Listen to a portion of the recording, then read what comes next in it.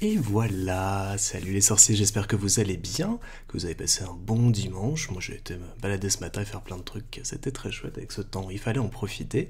Et on se retrouve à 18 h comme convenu pour un live spécial d'1 heure, voire un peu plus, au cours duquel on va discuter avec deux rédactrices de la Gazette qui ont eu l'opportunité, le privilège et la chance de pouvoir passer 2 jours magiques à Londres. Alors on va les accueillir tout de suite. Bonsoir Naria, bonsoir Ipiu, bienvenue. Salut! Bonsoir. J'espère que vous allez bien aussi, vous avez passé un bon dimanche. Oui, ça, Très. Tant mieux. prête. Vous êtes prête, c'est parfait. Alors on est là ensemble, comme je le disais, pour parler de votre séjour à Londres. Est-ce que vous voulez déjà un peu nous raconter comment ça s'est organisé, qu'est-ce que vous y avez fait déjà, et puis pourquoi vous y êtes allé? Alors, pourquoi on y est allé? Il y a cet été une nouveauté qui a ouvert à Londres, qui est Harry Potter on Location, donc qui est une exposition de photographie, de photos de tournage des 8 films Harry Potter. Et donc, elle a ouvert en juillet et il se trouve qu'on est encore en période un peu Covid, un peu voilà, Ils étaient encore un peu confinés. limité. Enfin, ils étaient plus Ouais. confinés, mais il y avait beaucoup de limitations et donc il n'y avait pas eu d'événement ou d'inauguration officielle au moment de l'ouverture. Mais du coup, ils ont fait leur ouverture officielle là fin septembre. Et donc la Gazette était invitée. Donc on avait très très hâte de découvrir cette exposition. Donc là, on y est allé et puis on s'est dit bon bah voilà, ça fait longtemps après 1 an et demi de les restrictions de voyage qu'on n'avait pas pu aller à Londres. Donc on s'est dit bah on va en profiter. Donc, comme on a cette opportunité d'aller voir d'autres nouveautés en fait d'autres changements qui a eu lieu à Londres sur les hauts lieux de pèlerinage Harry Potter. Mais c'est surtout que comme Voilà, c'était très qu'on connaît compliqué à bien. organiser, on s'est dit qu'on allait remplir pour ramener un maximum de nouveautés et puis de nouvelles photos, de nouveaux contenus pour tout le monde. Bah, Voilà. effectivement, ça vous avez pas Par quoi chômé, veux-tu parce commencer? que vous avez fait 1, 2, 3, 4, 5, 6 lieux en 2 jours, donc un marathon effectivement sur les traces d'Harry Potter et du fandom à Londres et en Angleterre, donc bah, chapeau déjà d'avoir tenu le coup. Et On a beaucoup dormi oui, après. j'imagine, ouais, ça a été une sacrée Oui. organisation. On a beaucoup de questions et puis n'hésitez pas à poser les vôtres dans le chat, mais sur l'organisation pratico-pratique de ces voyages, qu'est-ce que vous pouvez nous dire là-dessus? Est-ce que c'était compliqué, comme on rentre dans une période qui est le Brexit, et le Brexit dure maintenant? Est-ce que ça vous a posé problème dans l'organisation ou pas, peut-être? Bah, déjà préciser peut-être la date. On Oui. est parti du territoire français le 29 au matin et on est revenu le 30 au matin, pardon. Et on est revenu le 1er octobre. Et c'est à partir du 1er octobre que les restrictions s'imposaient vraiment de manière drastique pour les voyageurs. Et j'en ai fait la meilleure expérience en repartant en avion. Donc on est toutes les deux parties en Eurostar depuis Paris le 30 au matin. Mais pour pouvoir partir, il a fallu qu'on prévoie le voyage en amont, puisque actuellement, le Royaume-Uni classe la France, donc c'est l'équivalent d'un pays orange, et donc les restrictions ne sont pas les mêmes en fonction de la couleur de votre pays de provenance. Et donc là, ce qu'on va vous expliquer, c'est ce qu'on a dû faire parce que la France actuellement est sur cette couleur-là, mais ça se trouve que la semaine prochaine, les restrictions vont être différentes. Tout dépend en fait de l'état du pays dans lequel vous allez et celui duquel vous venez. Et si vous avez fait des étapes entre-temps, donc c'est pour ça, enfin, voilà, nous, pour être voilà, très bref, on était toutes les deux vaccinées. Il fallait quand même en plus présenter un test PCR négatif de moins de 72 heures avant. Et le partir du 1er octobre, il fallait avoir un passeport pour voyager. Passeport, Donc à l'aller, on n'en avait pas besoin, mais au retour, il en fallait un. voilà. Donc voilà, ça Pareil, c'était les restes. tous les vaccins ne fonctionnent pas, attention. Tout le schéma vaccinal, il faut vérifier sur le site de l'ambassade. Tous les vaccins ne sont pas autorisés là-bas non plus. Voilà. Donc voilà, là nous c'était le cas de figure qu'on a eu il y a 15 jours. Il y a déjà des choses qui ont changé depuis. Donc renseignez-vous vraiment si vous voulez organiser. On peut pas vous pouvez pas vous baser sur ce que nous on a fait à ce niveau-là. regardez-vous vraiment par rapport à votre situation, l'endroit où vous habitez, etc. Voilà, c'est pas, enfin, ça dépend à quel point vous avez l'habitude de voyager, à quel point vous parlez bien anglais pour décrypter les formulaires du site britannique, qui est une Très plaie. compliqué. Une plaie. Et en plus, l'ambassade nous a dit l'inverse de ce que le site indiquait. Et heureusement qu'on les a pas crus. Voilà, mais bon, prenez le temps de le faire. C'est pas si compliqué, mais voilà, ça demande un peu de patience. Mais ça se fait bien. Et voilà, et soyez juste bien attentifs aux réservations que vous faites. Mais c'est possible. Et donc, c'est vrai qu'il y a beaucoup de gens qui nous demandaient, mais est-ce que c'est vraiment possible de voyager au Royaume-Uni? Oui, mais c'est compliqué. Ça s'improvise pas complètement comme avant où on pouvait juste sauter dans un Eurostar du jour au lendemain. Voilà. Et d'ailleurs, il y a une personne qui n'avait pas rempli le document à remplir. Vous devez faire une déclaration dans les 48 heures avant votre départ et vous devez réserver un test PCR sur place que vous payez. Ça a déjà changé en fait. Donc, bon voilà. on va pas parler de ça. Mais il y a une dame derrière nous, par exemple, qui n'a pas fait la démarche et qui a essayé de forcer et la douane l'a arrêtée à l'Eurostar. Donc voilà, anticipez bien, ça se fait, mais voilà. Faut pas avoir une phobie administrative, quoi. Mais du coup, pour la partie plus sympa, plus potterienne, je sais pas, est-ce que du coup, est-ce qu'on présente un peu le déroulé des dragons Tout est à vous. Voilà. Donc on va plonger dans la Pancine et on arrive jeudi matin. C'est ça. Donc jeudi matin, donc on arrivait à Saint-Pancras à Londres. Oui, c'est à Saint-Pancras. Donc si vous êtes déjà allé à Londres, et notamment par le train, vous savez sans doute que la gare de Saint-Pancras est la gare internationale qui est située juste à côté de King's Cross, que vous connaissez sans doute un petit peu si vous avez lu un truc qui s'appelle Harry Potter ou vu un truc qui s'appelle Harry Potter. Et donc notre premier arrêt c'était King's Cross et plus particulièrement la boutique Voie neuf trois quarts qui est à King's Cross, qu'on avait déjà vu, enfin toi plus brièvement je crois, Naria. Tu t'es arrêtée très brièvement je crois dans cette boutique. Non même pas, moi j'étais à chaque fois venue en avion et c'était la première fois que je prenais l'Eurostar, donc c'était une très très belle surprise. Voilà, donc du coup voilà, pour Blanc d'Arrêt c'était une découverte. Et c'est vrai que ce qui est chouette dans cette boutique, c'est que il y a quand même une grosse variation au niveau des produits d'une fois sur l'autre. Et donc là, on va en reparler, mais ils avaient notamment toute la nouvelle gamme de produits bière au beurre, qui est très très chouette. Ils ont des produits, ils avaient aussi, c'est la seule boutique par exemple de tous les endroits où on est allé ce week-end où on a vu, ils vendaient les coffrets de pins officiels qui sont vendus sur le site habituellement de Wizarding World, la boutique officielle en ligne. Moi, je t'ai transmis une photo pour qu'on décoffre. Oui, donc je vais faire l'assistant photo. S'il y en a qui n'arrivent pas au bon moment, vous m'excuserez.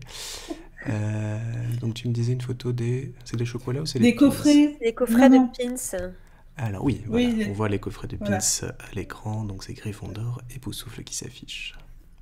C'est ça. Mais ils sont sublimes. Donc il y avait les 4 maisons qui étaient là et ils pouvaient aussi être achetés à l'unité. Donc c'est vrai que comme c'est du coup si vous habitez en France ou en Belgique, il n'y a pas de boutique que vous pouvez les acheter en personne. Donc là c'est l'occasion de les acheter sans et on en a vu certains qui ne sont pas disponibles sur le site. Je regrette pas les avoir achetés tout de suite. Je pensais les retrouver au moins à la boutique du Studio Tour. Et en fait, ces pins-là n'étaient présents que dans cette boutique. Ah oui, donc il y avait l'ensemble de la collection. Oui. Après, je sais pas si c'est une question, que la boutique a une exclusivité ou c'est juste que le Studio Tour a pas de place et qu'ils ont trop de trucs.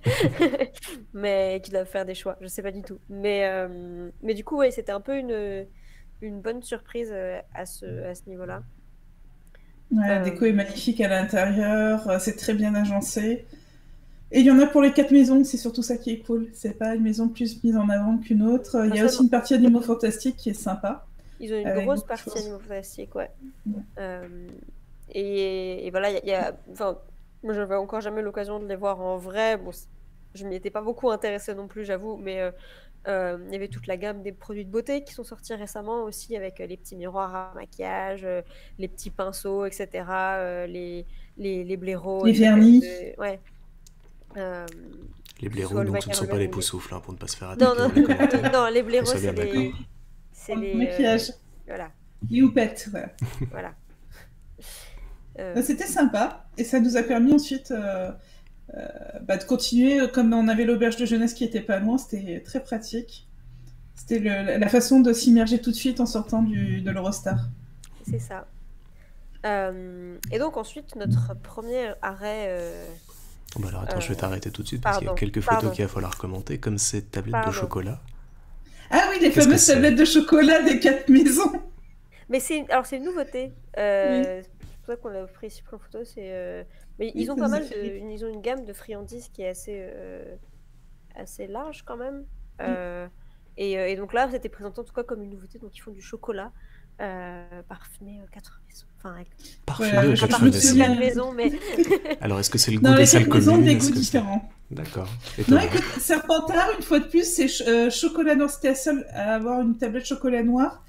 Chocolat noir et menthe. Après, Ah les oui. autres, c'était du chocolat au lait. Et il y avait soit au caramel, je crois que c'était Gryffondor. Il y en avait un autre qui était un peu plus crunchy. Et le dernier, je sais plus ce qu'il y avait dedans. C'était toffee, je crois, ou quelque chose dans le genre. ouais, je sais plus. Mais C'est le packaging, c'est marrant parce que bon, t'as envie d'acheter les 4 du coup pour goûter les 4. Mais bon, je crois qu'on était à 4,95, 4 livres 95 la tablette, ça fait un peu cher. Et puis on voit sur la photo, elles ont l'air quand même de pas être dans un format classique, d'être un peu en demi-tablette comme ça. Donc c'est vrai que 5 livres, Ouais. la demi-tablette, ça peut vite faire cher, mais bon. Pour manger du chocolat de sa maison, quand Voilà. on aime, Ouais, on compte pas. puis bon, comme on savait qu'on allait pas mal marcher, c'était un peu risqué. le chocolat fondu de sa maison, Ah. je sais pas. Chocolat menthe en Mais- plus.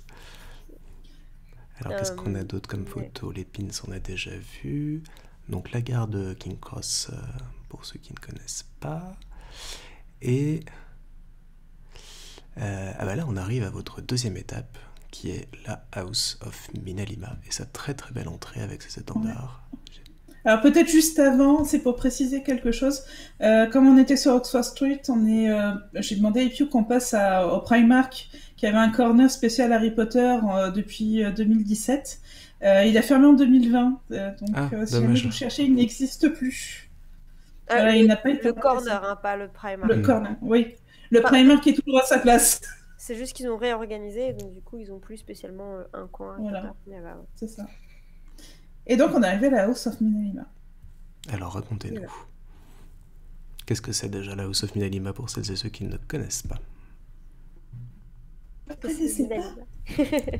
Donc Minalima, déjà, c'est les graphistes. Donc Eduardo Lima et Mira Foramina sont les graphistes des films Harry Potter et des Animaux Fantastiques, qui avaient ouvert donc ils avaient ouvert donc leur House of Minalima en 2016, qui était donc une toute petite galerie qui était juste à côté du Palace Theatre, donc le théâtre où se joue Cursed Child à Londres. Et donc voilà, qui était une petite maison un peu biscornue qui s'élevait sur plusieurs étages avec toutes leurs créations exposées. Et une boutique en rez-de-chaussée. Et une boutique. Et donc du coup là ils ont déménagé l'année dernière, je crois que c'était pour le 1er septembre 2020 qu'ils avaient déménagé, donc un tout petit peu plus loin, c'est le même quartier, c'est vraiment 2 rues plus loin, dans un nouveau bâtiment qui est enfin voilà, que j'ai trouvé personnellement, il y a moins le charme de la maison biscornue qu'il y avait avant, mais c'est plus spacieux, on circule plus, on circule mieux. Le rez-de-chaussée du coup est accessible aussi aux personnes à mobilité réduite, et donc du coup là maintenant le rez-de-chaussée ça représente 50% de la galerie, alors avant le rez-de-chaussée c'était 20%, parce qu'il y avait 5 niveaux au total je crois. Donc voilà, donc plus accessible aux personnes à mobilité réduite, plus de place pour circuler, voilà, plus... Oui. Mieux achalandé. Ouais, mieux achalandé, peut-être plus de visibilité pour les petits produits et tout ça. Je sais pas si on avait des photos de l'intérieur avec les petits... Donc là on est Parce que sur du une photo coup, de l'entrée. Voilà, la boutique fait tout le rez-de-chaussée et ensuite vous avez le sous-sol où maintenant il y a tout ce qu'il y avait en fait sur les anciens niveaux, donc c'est à peu près la même surface, c'est l'équivalent de ce qu'il y avait avant. Mais c'est vrai que quand on est arrivé, moi j'étais un peu déçue parce que j'ai eu cette impression que c'était plus petit que l'ancien et effectivement qu'on perdait le côté biscornu. Mais c'est surtout que chaque niveau permettait d'avoir son univers.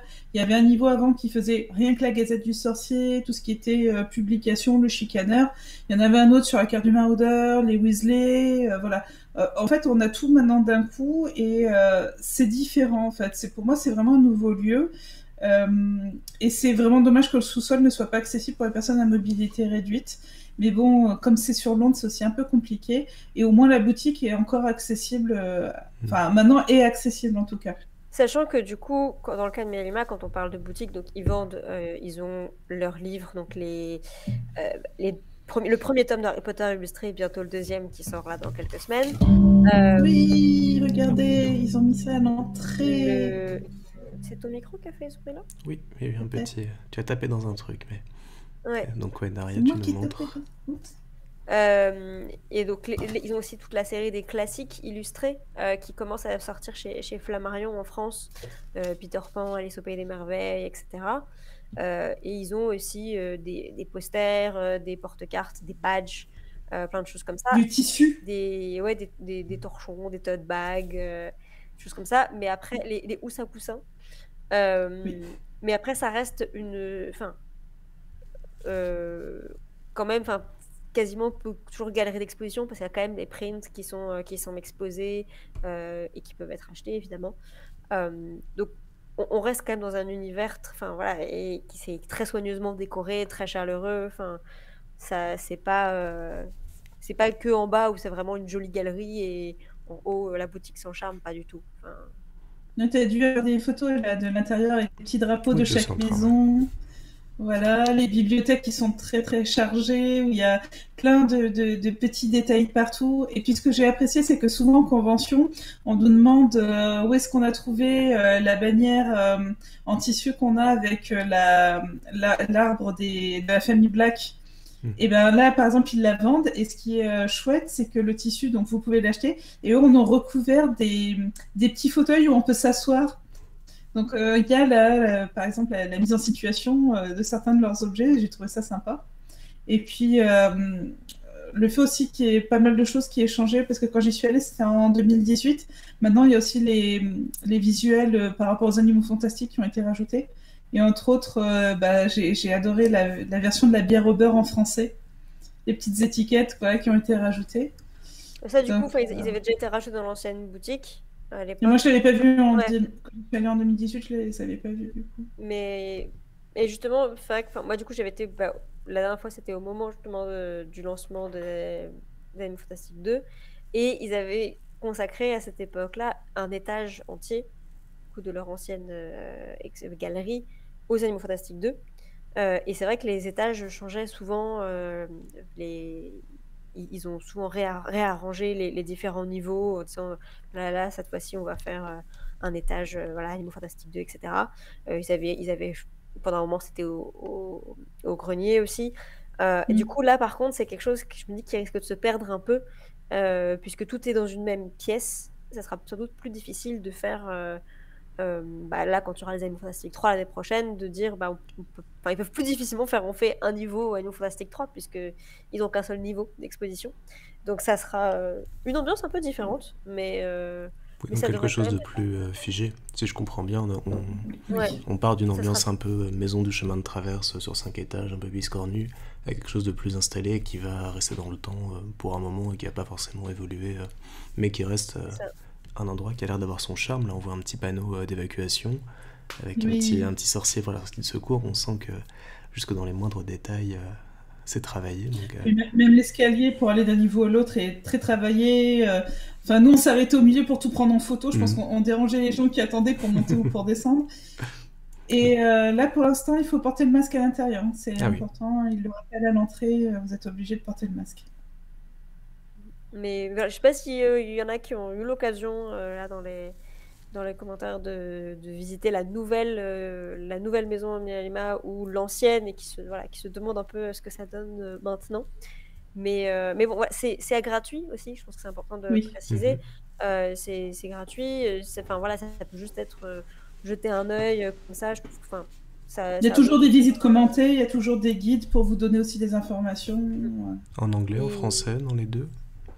en anglais, après il y a des personnes, je sais qu'ils ont dans leur équipe quelqu'un qui parle français, et donc je suppose que quand il est là, il y a moyen de discuter avec lui en Mhm. français.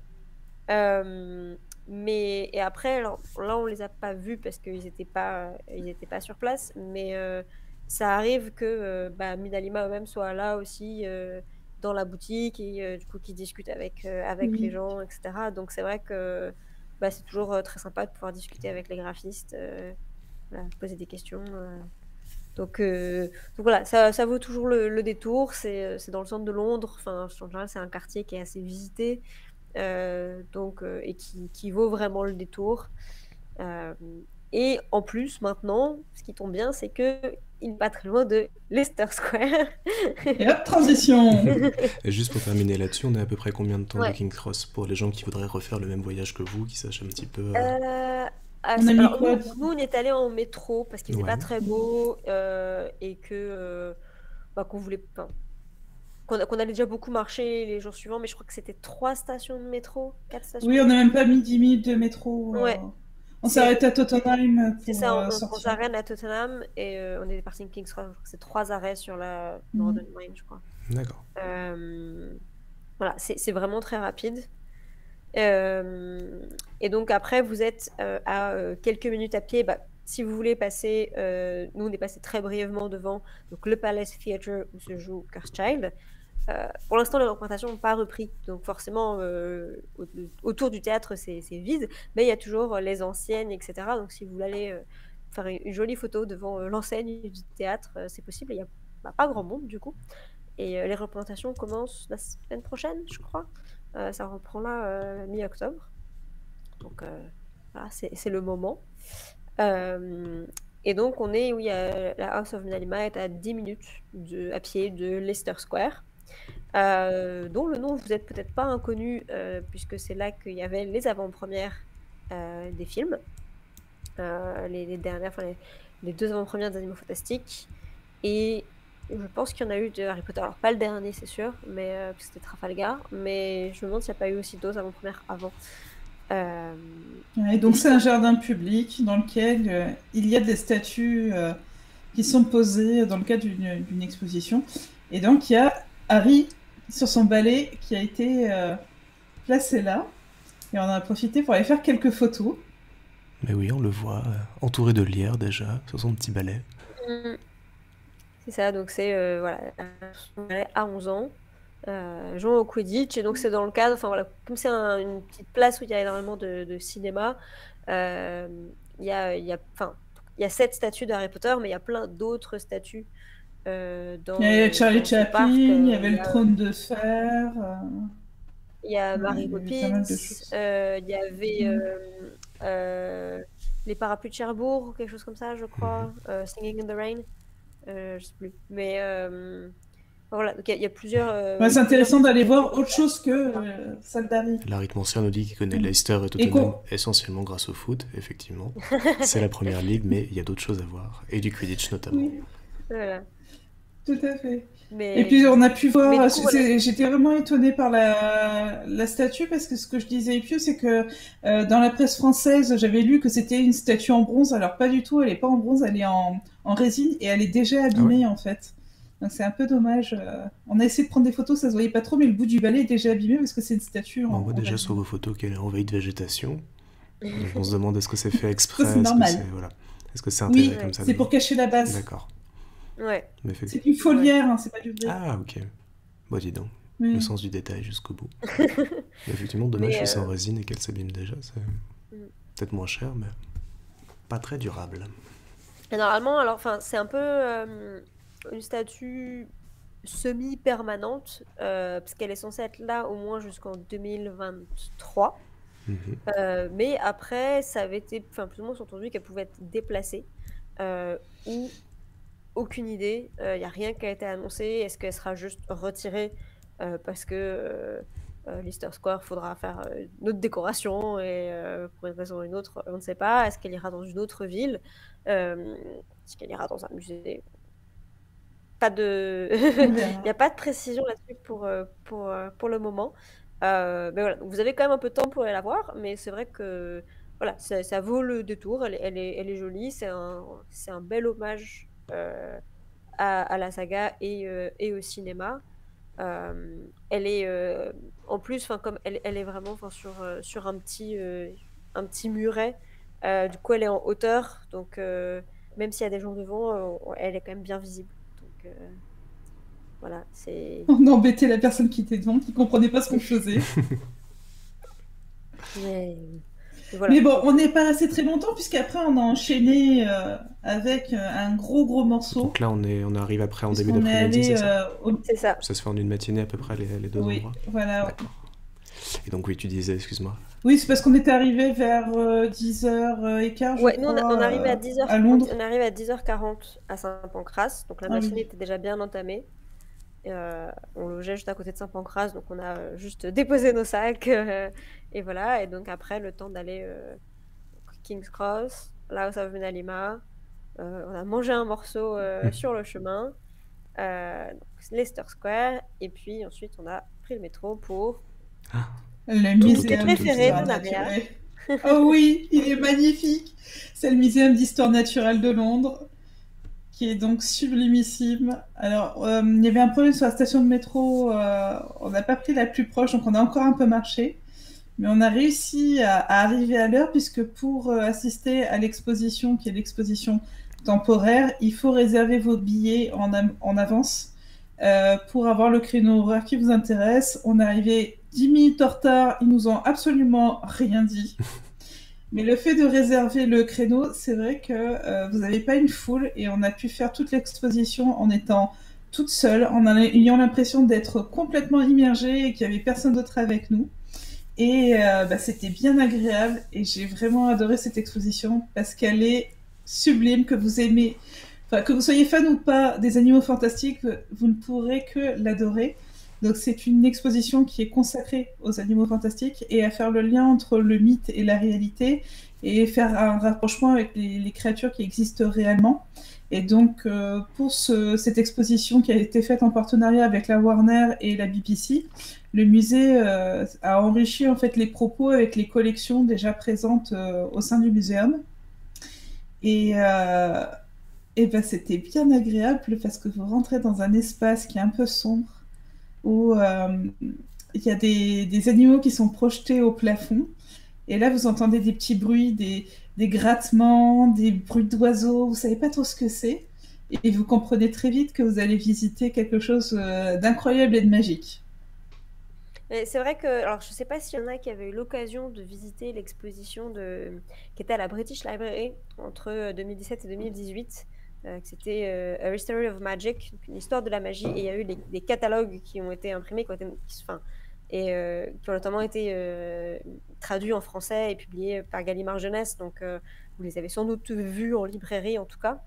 Et donc là, le but de cette exposition, c'était de faire le lien entre Harry Potter et ses origines dans le monde réel magique. Et donc là, c'était vraiment l'équivalent, mais version Animaux Fantastiques. À gérer différence près que... Enfin, quelques différences. L'exposition Animaux Fantastiques est quand même plus courte. Nous, on a passé 1h30 en prenant vraiment notre temps. Mais la plupart des gens tracés autour de nous. Hein, ouais. Après, moi, je sais que je prends toujours beaucoup de temps dans les musées et les trucs comme ça. Mais là, tout était interactif, donc forcément, on passait beaucoup de temps à tout essayer. Et c'est ça qui était sympa, d'ailleurs. C'est ça, c'est vraiment une exposition qui a vraiment été très bien pensée pour le jeune public, pour le coup.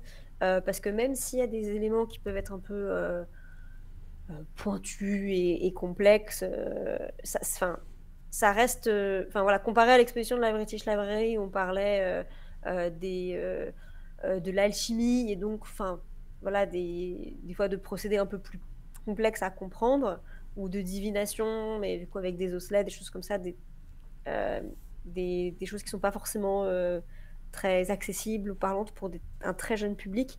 Là, on est vraiment dans du contenu qui a été pensé pour un public familial, pour les enfants, avec plein de choses à toucher, notamment cette corne de narval. Donc on a une vraie corne de narval Tu te normale, demandais quelle mais était cette image où il y avait marqué Please touch. oui, c'est ça, on a ça.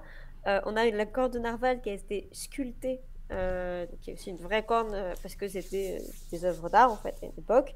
Et ensuite, on a une réplique de corne de narval où là où tout le monde est invité à la toucher pour se rendre compte de la matière, etc. Et donc là, l'idée, c'est de faire le lien entre le narval, qui est un animal bien réel, et la licorne, animal fantastique. Et d'où viennent ces mythes et ces légendes. Oui, parce qu'on n'a pas expliqué que l'expo est en 3 temps. Le premier, c'est le lien entre mythe et réalité. Le deuxième est vraiment sur les animaux fantastiques pour faire le parallèle entre des animaux qui existent avec des comportements similaires à ceux des animaux fantastiques. Et la troisième porte sur la préservation des espèces et vraiment un message un peu plus, surtout pour les publics les plus jeunes, comme l'a dit Pio, un message autour de la préservation de l'environnement. Donc les trois sont vraiment très bien articulés avec 3 ambiances différentes et puis ce petit chemin qui se fait assez naturellement, on se laisse vraiment guider par tout ça. Et c'est ce que je dis aussi à la rédaction. Il y a un truc que j'ai adoré, c'est que vous n'avez pas d'un coup toutes les animations et les interactions qui arrivent. Le début est vraiment très calme. On vous pose l'exposition et ensuite seulement les interactions arrivent au fur et à mesure. Et vous ne prenez pas d'un coup tout dedans. Et on a vraiment l'impression d'être à part au sein du muséum, qui est quand même un bâtiment assez conséquent, où il y a plein de choses qui se passent. On n'est pas loin aussi de la grande pièce où il y a le squelette de la baleine, où il y a pas mal d'animation quand même. Là, on est dans un monde à part au sein du muséum et c'est vraiment agréable. Pour Non, revenir sur le côté ouais. pratique, c'est une exposition qui est inclue dans le prix d'entrée du Muséum d'Histoire Naturelle de Londres ou c'est un ticket que vous devez prendre en plus? Le Alors, musée en fait, est toujours gratuit. le musée Ouais. est gratuit, donc c'est juste qu'on prend un ticket pour l'expo, donc ça peut D'accord. coûter 22 livres, donc ça fait 28, 29 euros, quelque chose comme ça dépend du taux de change. Et une fois qu'on a fait l'exposition, on peut se promener librement dans le musée. D'accord. Donc, du coup, voilà, nous, comme on avait un temps assez limité, on a fait l'expo. Après, on s'est un peu baladé, mais le musée fermait un peu À avant 18h. 17h50. Voilà, Ah c'est ça. Donc, du coup, on n'est pas beaucoup resté dans le musée. Clairement, si vous y allez et que vous avez le temps, ça vaut le coup de prévoir une grosse demi-journée, voire une journée complète si vous avez le temps, pour profiter vraiment du musée dans son intégralité, parce qu'il y a vraiment beaucoup de choses assez fabuleuses. Et surtout, c'est aussi une expo qui ne va pas être là éternellement. Alors, il faut savoir qu'elle a été malheureusement repoussée à plusieurs reprises justement avec le Covid, puisqu'elle devait déjà ouvrir il y a plus d'1 an. Donc là, pour le moment, elle est ouverte jusqu'en janvier. 3 janvier. Ouais, voilà, 3 janvier, donc à Londres. Comme elle a déjà été repoussée à plusieurs reprises, je ne sais pas, alors est-ce qu'ils repousseront encore un peu, ils prolongeront à Londres? C'est possible, on n'en sait rien du tout pour le moment.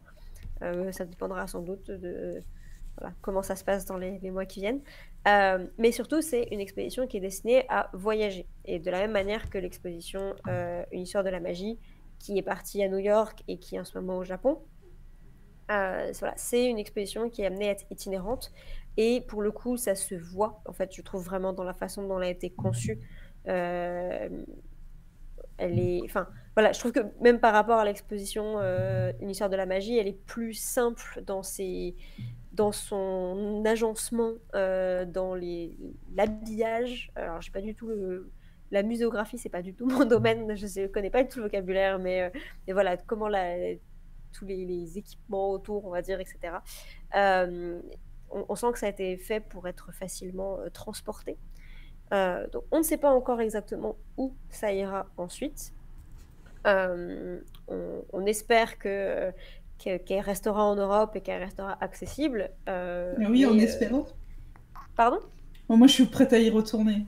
Oui, voilà, mais après, voilà, il faut se dire que on demande souvent, mais est-ce que du coup, elle viendra en France ? on aimerait bien, on n'en sait rien, mais Sauf que Londres, c'est proche de la France, c'est donc ça, il y c'est en a peut-être qu'qui sont... à l'échelle de la planète, il y a plus de chances qu'elles partent aux États-Unis, en Australie ou en Asie qu'elles viennent à un autre endroit d'Europe.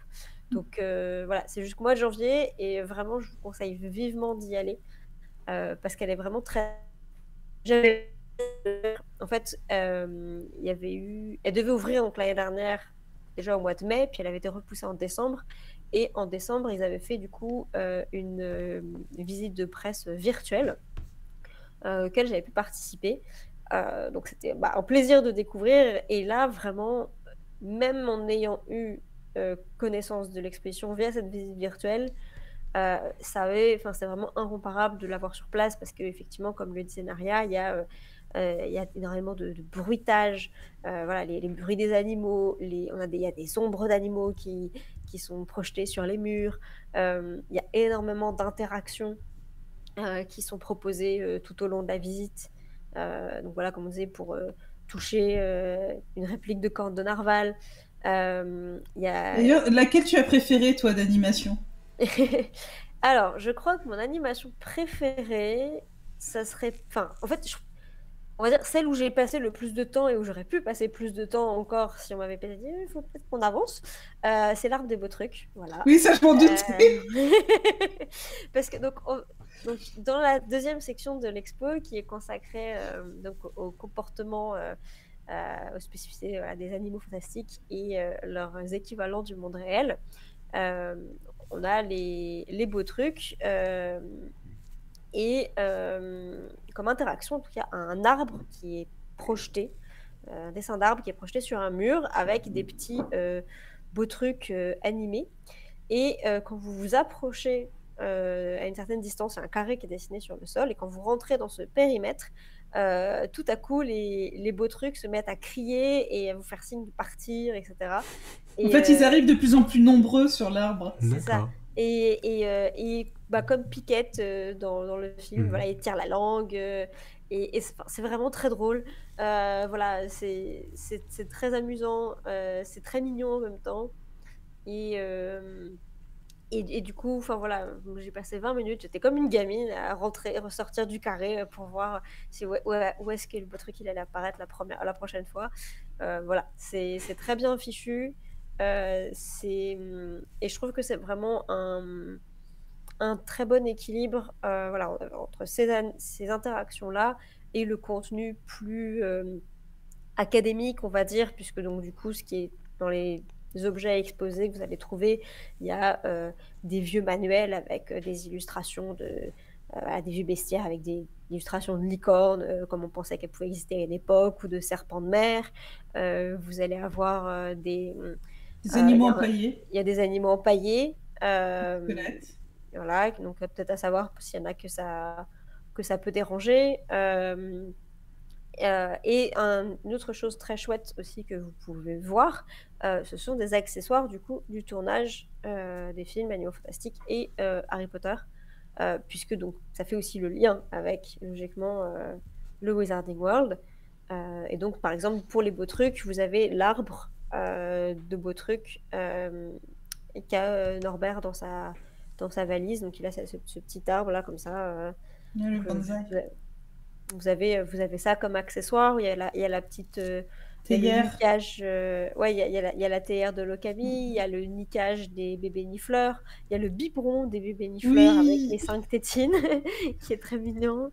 Il y a Il y l'œuf a des... d'Okami aussi que j'ai beaucoup aimé voir exposé Ouais, parce qu'on voit la multitude de petits détails dessus qui sont pas forcément visibles à l'écran sur la coquille qui est extrêmement travaillée et là en la voyant de si près avec cette lumière c'est vraiment incroyable, on voit les petites arabesques dessus, c'est magnifique. vous avez l'œuf d'or du tournoi des Trois Sorciers qui est exposé et il est exposé ouvert. Oui, trop Ce beau. qui n'est pas le cas au Studio d'or puisqu'il est exposé fermé. Et donc voilà, donc on a passé pareil 5 minutes à baver devant à le regarder. Donc voilà, il y a vraiment un très bon équilibre entre tout ça, entre les accessoires des films pour les gens qui sont vraiment très très qui viennent vraiment pour le côté Wizarding World, les objets d'archives. Alors, il y a moi ce que j'étais ravie de voir, c'était voilà, mon rêve de serre d'aigle, on va dire, le squelette complet du Dracorex hogwartia, donc qui est le roi dragon de Poudlard, donc qui était un dinosaure qui était nommé comme ça. Et donc il y avait le squelette complet qui est exposé, qui est d'habitude pas évident à voir puisqu'il est exposé dans l'Indiana, aux États-Unis, qui n'est pas l'endroit le plus accessible quand on vit en France. Donc j'étais ravie de le voir en vrai. Voilà, j'ai pas pu le ramener avec moi et c'est bien dommage. Mais voilà, et donc voilà, il y a tout ça et il y a la partie interaction et qui sont quand même assez nombreuses. C'est pas une interaction un peu prétexte. Enfin, je sais pas ce que tu en as pensé du coup, Naria, mais Ouais, qu'est-ce qui t'a plu, toi? Moi, j'aurais pu rester avec le nifleur, je sais pas combien de temps, tellement ça m'amusait d'appuyer sur une pièce, voir comment il allait réagir, de le voir s'animer, c'était génial, quoi. Et puis, non, mais toutes les animations m'ont plu, les rupifs aussi, c'était à mourir de rire. Est-ce que vous voulez appuyer pour mettre de la phéromone et puis on voyait s'animer, c'était génial, quoi. Vraiment, j'ai trouvé que c'était très très bien fait et puis en plus, c'était au service d'une belle cause. Vraiment, c'est très touchant. Il y a un vrai message derrière l'exposition et elle s'adresse autant, voilà ce que je disais au début, à des personnes fans d'Harry Potter et des animaux fantastiques, comme des gens qui ne connaissent pas spécialement l'univers. Tout est bien réexpliqué. Par exemple, elle va vous dire pourquoi, qu'est-ce qu'un nifleur. Donc à chaque fois, il y a des citations de Norbert qui sont inscrites. D'ailleurs, il y a un truc dont on n'a pas parlé. Il y a des citations et puis... Et donc, on réexplique à chaque fois ce que sont ces animaux, et c'est autant pour les enfants que pour les grandes personnes qui les accompagnent. D'ailleurs, nous, on était deux grands enfants, on ne s'est pas du tout ennuyé d'un bout à l'autre de l'expo, sans être pour autant moralisatrice. Elle est très très bien montée, et d'ailleurs, on a oublié de vous parler du fait qu'au début, on vous remet un petit livret de notes avec des petites choses à l'intérieur, des petits jeux qu'on n'a du coup pas fait, mais avec voilà, des petites illustrations. Vous les voyez bien? Oui, on les voit bien.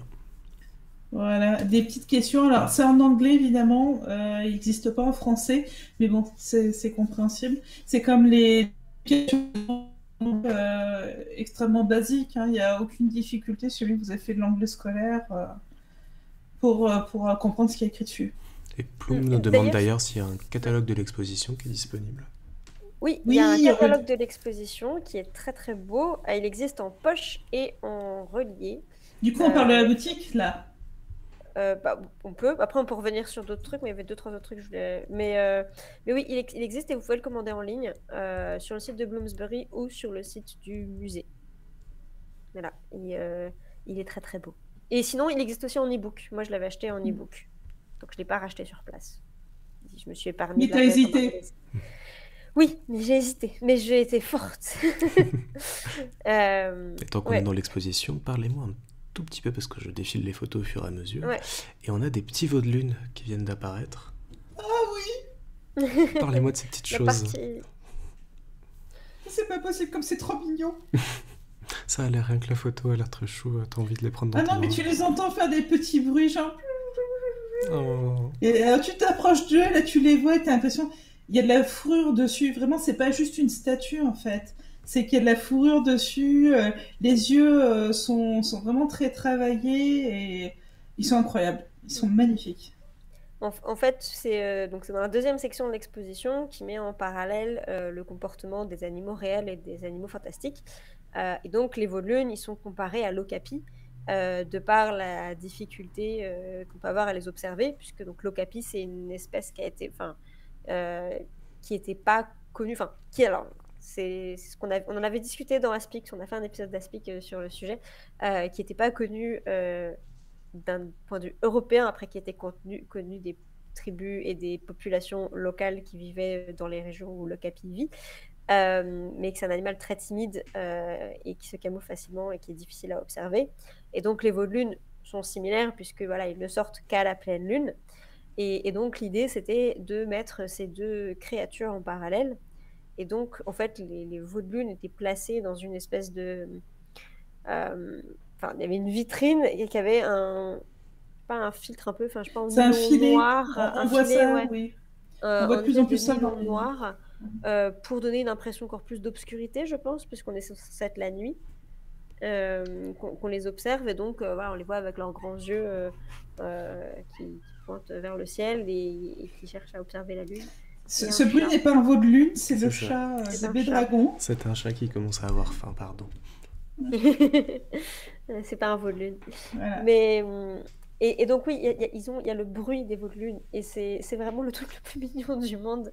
C'est vraiment- et- En fait, c'est vraiment la première créature qui est montrée dans cette section-là, et donc c'est vraiment voilà, mais ça met un peu dans l'ambiance de voilà, les conditions d'observation Mm. voilà, De la bête. de la bête. Ouais, et moi je voulais mentionner quand même un truc qui était super cool en termes d'interaction aussi, que j'avais adoré. C'est à la fin, vous avez, donc on est dans une section sur la préservation et comment protéger les différentes espèces en voie de disparition. Et donc il y a une section où on peut créer nos propres posters. Donc ça fonctionne avec des aimants.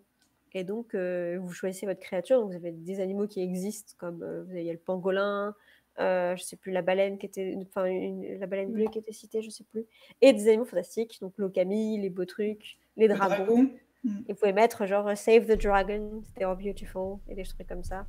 Et Est-ce voilà, que vous mettez le slogan que vous voulez c'est ça. au-dessus, ouais. Donc ça, c'était aussi une chouette interaction.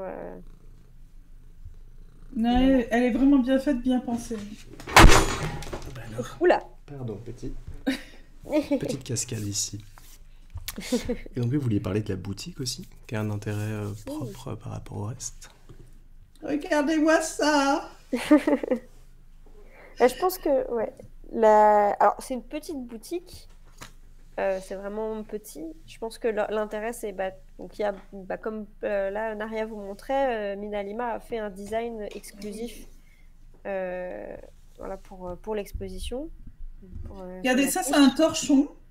Et jamais comme moi, vous rentrez en avion, je vous conseille de prendre le torchon plutôt que le poster. Et le torchon, vous le mettez sous cadre. Comme ça, vous avez quelque chose de facile à transporter, mais vous avez un joli souvenir. Ouais, donc vous avez ce design-là qui est décliné en Plein de torchon, choses. en poster, etc. En Pas en manière. badge, et pas en print, et pas en Non. prints. Voilà. Non. Donc il y a notamment ça, et il y a plusieurs objets animaux fantastiques, mais enfin il y a plusieurs designs avec notamment la Mappa Mundi de Newt, Qui est très belle.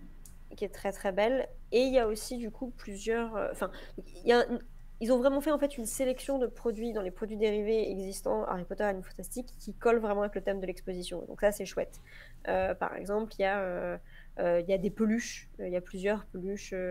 Il y a des peluches beaux trucs, il y a des peluches Edwige aussi. Et il y a des peluches aussi des animaux qui sont dans l'exposition Oui. et qui ont été comparés aux animaux Donc, fantastiques. si vous voulez ramener une peluche okapi ou calamar, c'est le bon endroit pour acheter une peluche calamar. Elle fait au moins 1 mètre de long. Et après, donc, ce que vous avez aussi et qui est très chouette, c'est des livres,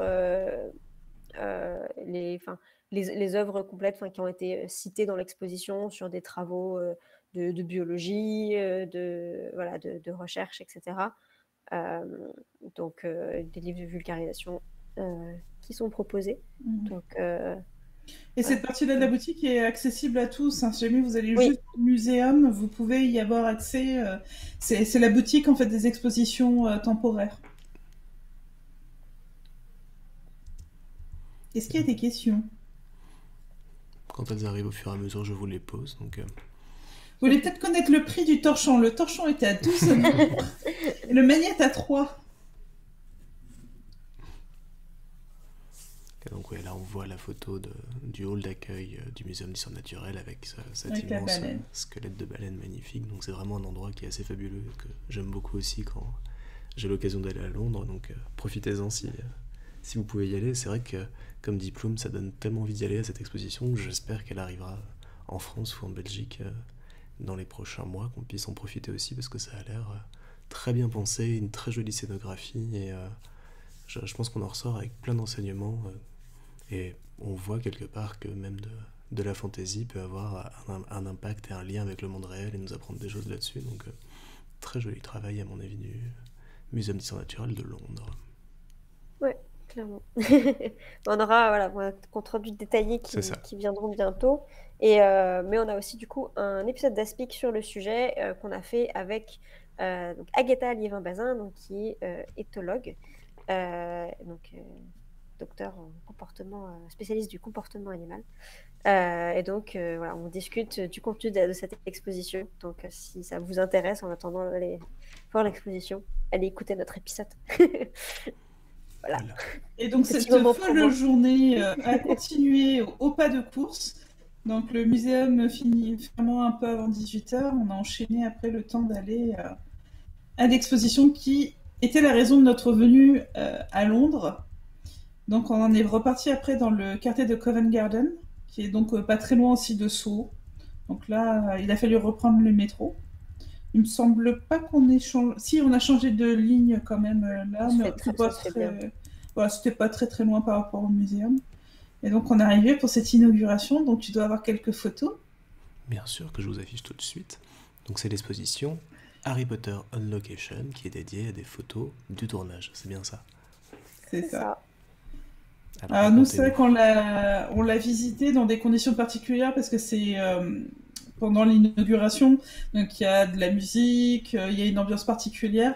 Je ne sais pas du tout si la lumière sera la même, enfin, si jamais vous allez visiter.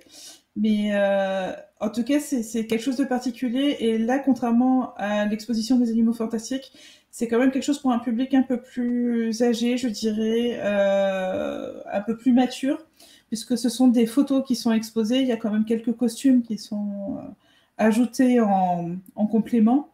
Vous allez pouvoir voir en fait des photos de tournage et des choses qui n'ont pas été encore jusqu'à présent ni publiées ni montrées, ou en tout cas pas forcément.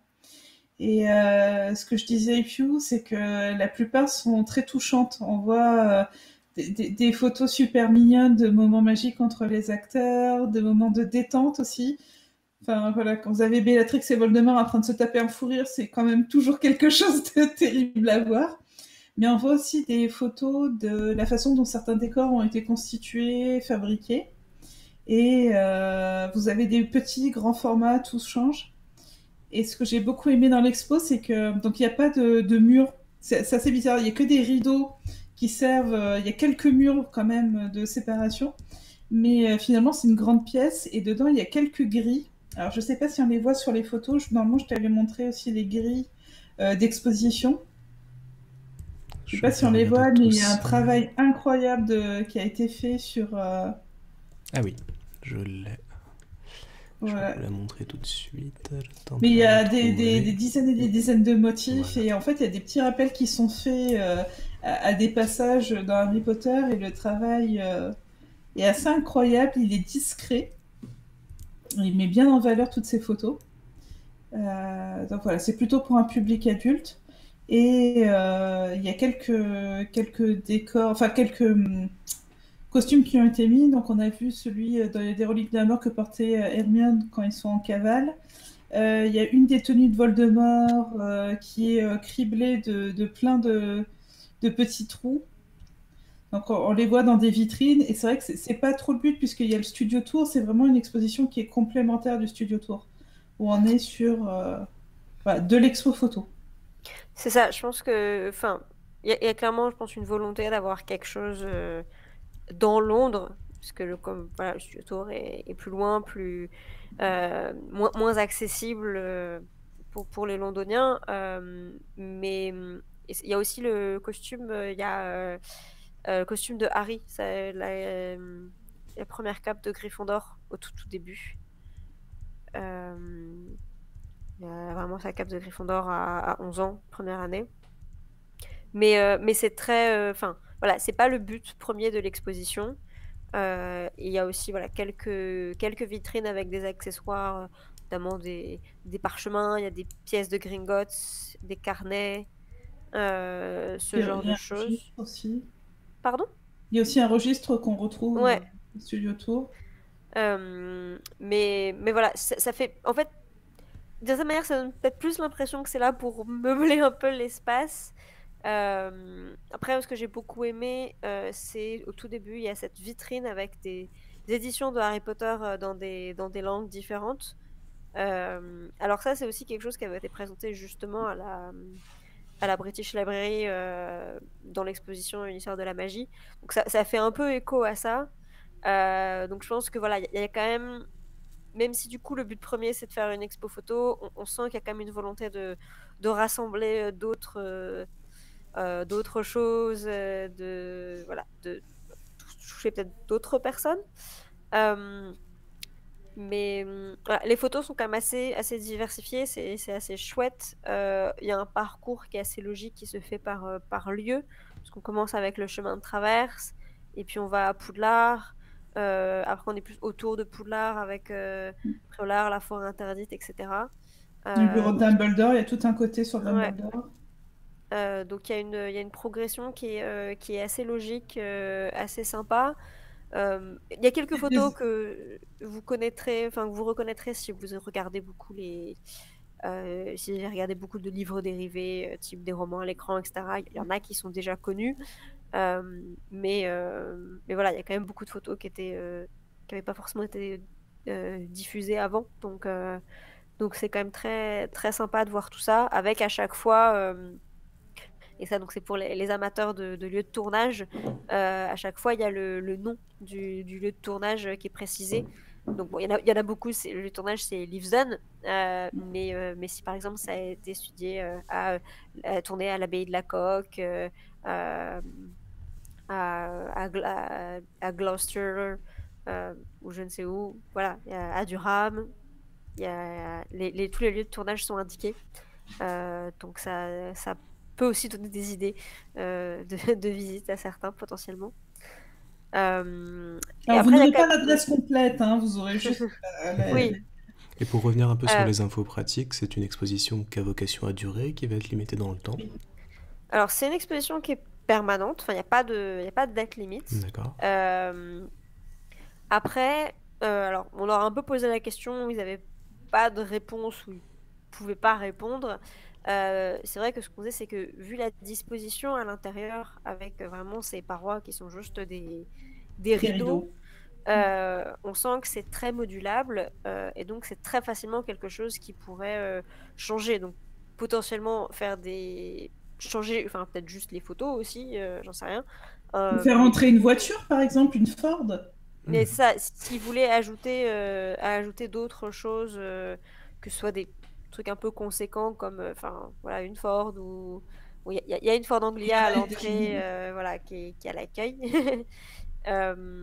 Mais il y a des choses qui sont possibles, même s'ils veulent mettre à un moment je sais pas, des grands écrans pour pouvoir mettre aussi des vidéos making-of aussi. Mais C'est parce que quelque là, chose il y avait quelques vidéos qui étaient diffusées, mais comme il y avait de la musique, on n'a pas entendu, on n'entendait C'est pas ça. ce qui était diffusé. C'est ça. Donc ça, c'est un peu le truc où je me dis, bon voilà, j'ai envie d'y retourner dans un contexte qui n'est pas un contexte de soirée d'inauguration pour pouvoir peut-être un peu plus entendre tout ça. Alors, un truc qui est très sympa aussi, c'est d'avoir inclus les Animaux Fantastiques et Harry Potter et l'Enfant Maudit. Puis voilà, il y a plusieurs panneaux consacrés à ça. Et ce que je trouve très chouette, c'est justement aussi de voir les accessoires et les costumes de Harry Potter et l'Enfant Maudit, puisque là, c'est complètement indépendant on n'est plus du tout dans le côté coulisses de cinéma ou de ce qu'on peut voir au studio tour. C'est des choses qui sont... Enfin, ça se voit en fait dans les accessoires qui sont faites pour être vues de loin sur scène. Et donc, il y a notamment ce retourneur de temps qui est énorme, Oui. qui fait cette taille-là, je pense. Et donc, qu'on voit pas voilà, qu'on peut pas vraiment facilement voir. Et puis, les gens qui ne peuvent pas aller voir la pièce n'auront pas l'occasion de le voir. Donc, c'est assez sympa d'avoir mis ça, d'avoir proposé ça. Puis dans les animations, vous avez aussi un balai sur lequel vous pouvez vous prendre en photo comme au studio tour, un fond vert, et ils vous font payer la photo que vous avez en plusieurs modèles différents, soit photo classique, soit le passeport ministère de la magie que l'on voit dans les Animaux Fantastiques. J'en C'est ça, profite ils ont... pour rebondir Ouais. sur une question de Papuche Laloutre qui demande si l'entrée est payante et combien de temps à peu près il faut pour faire l'exposition.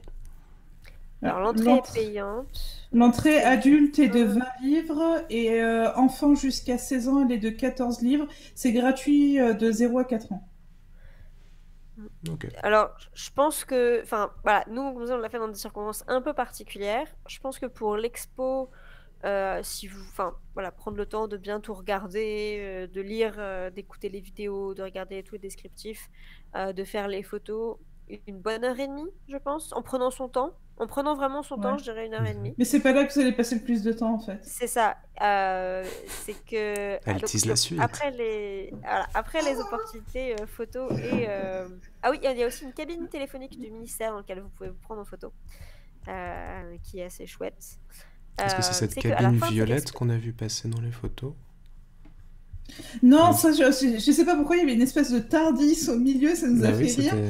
Dans lequel tu Oui. avais en fait le making-of des films en format vidéo qui C'est ça, durait ça faisait vraiment des petites 30 voilà. secondes. Voilà, je Ouais. vous la remonte et c'est vrai que c'est assez étonnant comme, Alors Oui, c'est vrai ça que ça, prenait comme vraiment de la mobilier. place. Hein.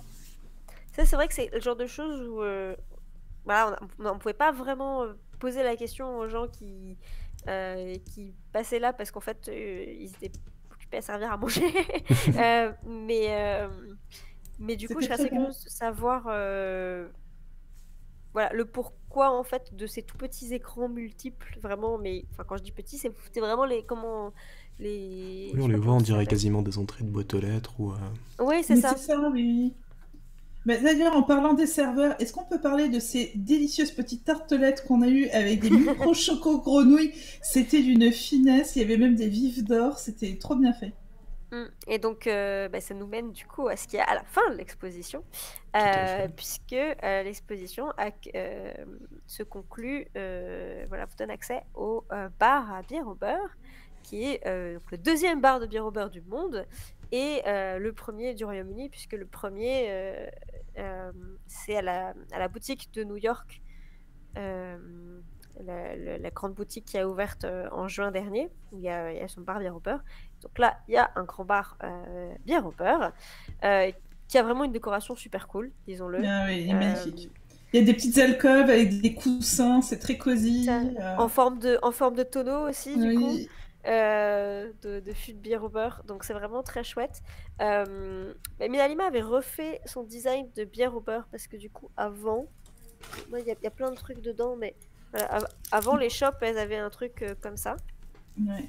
et maintenant les shops, voilà, le nouveau design il est comme ça. Et donc dans ce bar bière au beurre, vous pouvez Qu'est-ce donc qu'on évidemment- mange, Pour qu'est-ce qu'on 6 boit? livres 85. Voilà, 95, donc on a la bière au beurre en bouteille et avec sa chope. Alors du coup, bière au beurre en bouteille, ça veut dire que ce n'est pas la même que celle qui est sortie, qui est servie au Studio Tour, puisque au Studio Tour, ou qui est encore différente aussi de celle des parcs Universal, c'est une bière au beurre donc, qui est servie sur place avec donc, il y a une mousse. Là, comme c'est peut-être de la bière au beurre en bouteille, il n'y a pas de mousse dedans. Du coup, ça fait vraiment très sirop, donc c'est pétillant. C'est un goût de sirop au caramel pour la toux, en fait. Étonnant. C'est ça, c'est à peu près ça. Mais c'est une très jolie bouteille. Oui, et puis ça à boire quand t'as marché toute la journée, que t'as soif, c'est quand même agréable. Et on remarquera qu'il y a même le petit Oui. bouchon. Et il y a encore des photos à l'intérieur du bar aussi, parce que il y en Oui. a jusque de la porte des WC en fait. C'est ça, c'est qu'il y a encore des photos à l'intérieur du bar, et ce qui est super cool, c'est que les photos sont thématisées, c'est-à-dire que les photos qu'on voit à l'intérieur du bar, c'est des photos Aux trois balais. baveur, des trois balais, enfin vraiment sur un thème de la restauration. Voilà. Et ce qu'on a oublié de dire, c'est que tout l'ensemble de l'exposition est accessible aux personnes à mobilité réduite. Hein, ça a Oui. été prévu pour. Voilà, contrairement à la House of Minalima. Voilà. Mais par contre, vous ne pourrez pas accéder au bar si vous ne passez pas par l'exposition, et c'est ça qui est un peu dommage. Bah, c'est parce que du coup, voilà, ils veulent. Ça fait partie de l'expérience. À voir comment ça évoluera, parce que je pense que c'est un endroit qui est amené bien situé à évoluer. Mm. Là, il est très bien situé. Voilà, je pense que c'est le genre d'endroit qui est amené à évoluer. En tout cas, ça vaut vraiment le coup d'y aller au moins une fois pour voir. Après, c'est peut-être moins l'endroit où on retourne régulièrement. Voilà. Après, enfin, justement, ça dépend si ça change beaucoup à l'intérieur. Et donc, au bar Bière au beurre, il y aura aussi pas mal de petites pâtisseries, là, comme on en parlait, donc, avec des petits cupcakes choco grenouilles et ce genre de choses. Ils ont vraiment poussé la thématisation assez loin. On nous demande Et d'ailleurs s'il y a les ingrédients de la bière au beurre sur la bouteille. Pour ceux qui auraient Oui. des allergies sans doute ou autres. Oui, mais de toute façon, ils te le demandent avant de te la servir. D'accord. Ouais. C'est Je comme au confirme. studio tour, on vous en parlera. Avant de te servir à manger, on te demande si tu as des allergies. Je confirme que la liste des ingrédients est listée sur la bouteille. Et donc, à la suite du bar Bière au beurre, ça finit par il y a une petite boutique à la fin. Donc, alors, c'est assez petit. Vous avez toute une section justement destinée aux produits, voilà, aux couleurs de la bière au beurre. Là, Voilà. avec des petites choses très mignonnes comme un porte-clés, des décapsuleurs, des choses comme ça. Et puis après, vous avez les trucs plus classiques, on va dire. Il y a des baguettes, il y a tout un chariot de friandises aussi avec les choco-grenouilles, les dragées surprises, etc. Mais voilà, c'est une petite boutique, c'est pas une grosse boutique avec plein de... et pas particulièrement d'exclusivité non plus, puisque les produits bière au beurre se retrouvent, comme on disait, à la boutique de la Voie 9 3/4 et au Studio Tour pour certains, même s'il n'y avait pas tout au Studio Tour dans mon souvenir. Je crois qu'il n'y avait pas tous les pins et les porte-clés. Mais en tout cas, par contre, la shop, ça, vous l'aurez que au bar. Oui. Celle-ci. Voilà. Donc voilà, C'était donc, sympa. Si vous passez après le temps de profiter du bar bière au beurre, je pense qu'on peut compter un 2 heures pour Sur la place, totalité. ouais. Après, voilà, il y a des gens qui tracent dans les expos. Nous, on est plutôt du genre à prendre notre temps, donc ça dépend beaucoup de vos habitudes aussi. Donc voilà. Et on est déjà C'était à la une fin grosse de journée jeudi. quand Oui, même. quand même, on a fait un bon petit parcours dans Londres, une bonne journée bien remplie. Donc, C'était difficile après de s'endormir, on était fatigués, mais on repensait à tout ce qu'on avait fait. j'imagine, ça doit faire un torrent d'émotions, de souvenirs d'un coup. C'est Qui avait ça. l'air très chouette. Et donc une bonne nuit de sommeil nous amène au vendredi où vous êtes parti au Saint des Saints, le studio tour Harry Potter de Leavesden. Alors, c'était la combienième fois pour chacune? Vas-y, Piu. Moi, c'était ma 13e visite. Ta 13e visite, mon Dieu. Moi, c'était la 2e. Et ce qui est intéressant, c'est que la première fois, j'ai testé, vous savez, les bus avec tout compris qui sont sur le site français Warner, où vous prenez le ticket, vous partez de Baker Street et vous allez au Studio Tour et vous avez que 3h30 sur place. Et donc là, grâce à Epio, j'ai pu tester la version conseillée par la Gazette du Sorcier et c'est celle que je vous recommande chaudement parce que ça vous permet de passer le temps que vous voulez sur place, c'est moins cher et c'est très très simple à faire au final. Donc vous avez Surtout pris si le vous logez à train, King's Cross. puis le... Voilà, C'est donc ça. à 5 minutes, même pas à pied des King's Cross, tu as la gare d'Euston pour partir. C'est l'équivalent d'un RER, hein, donc en 10-15 minutes, vous arrivez sur la gare. Alors je sais plus laquelle c'est. C'est Watford Junction. C'est ça. Voilà, là, comme on disait Piu, si jamais tu trouves pas le bus pour aller au Studio Tour, la navette, c'est que t'es aveugle, et encore, tu le fais exprès. C'est floqué partout sur tous les murs, vous pouvez pas vous rater. De toute façon, vous sortez de la station, vous voyez les navettes passer. Mais même déjà, quand vous descendez du train, quand vous arrivez à l'arrêt Watford Junction, il y a le panneau qui dit Watford Junction, mais il y a aussi en dessous, voilà, descendez ici pour le Studio Tour Harry Potter. Et parfois, là, ils l'ont pas fait cette fois-ci, mais je suis sûre d'avoir déjà entendu dans le train l'annonce qui disait descendez ici pour le Studio Tour Harry Potter. Donc, de toute façon, vous suivez tous les gens qui ont des masques. Là, c'était pratique. Il y en avait qui avaient des masques poussous. J'ai fait ah, eux aussi, ils y vont. Oui, en général, tu suis les masques Harry Potter, ça marche assez bien. Et voilà, donc vous prenez ce train de Houston jusqu'à Watford Junction. Le train dure à peu près 20-25 minutes.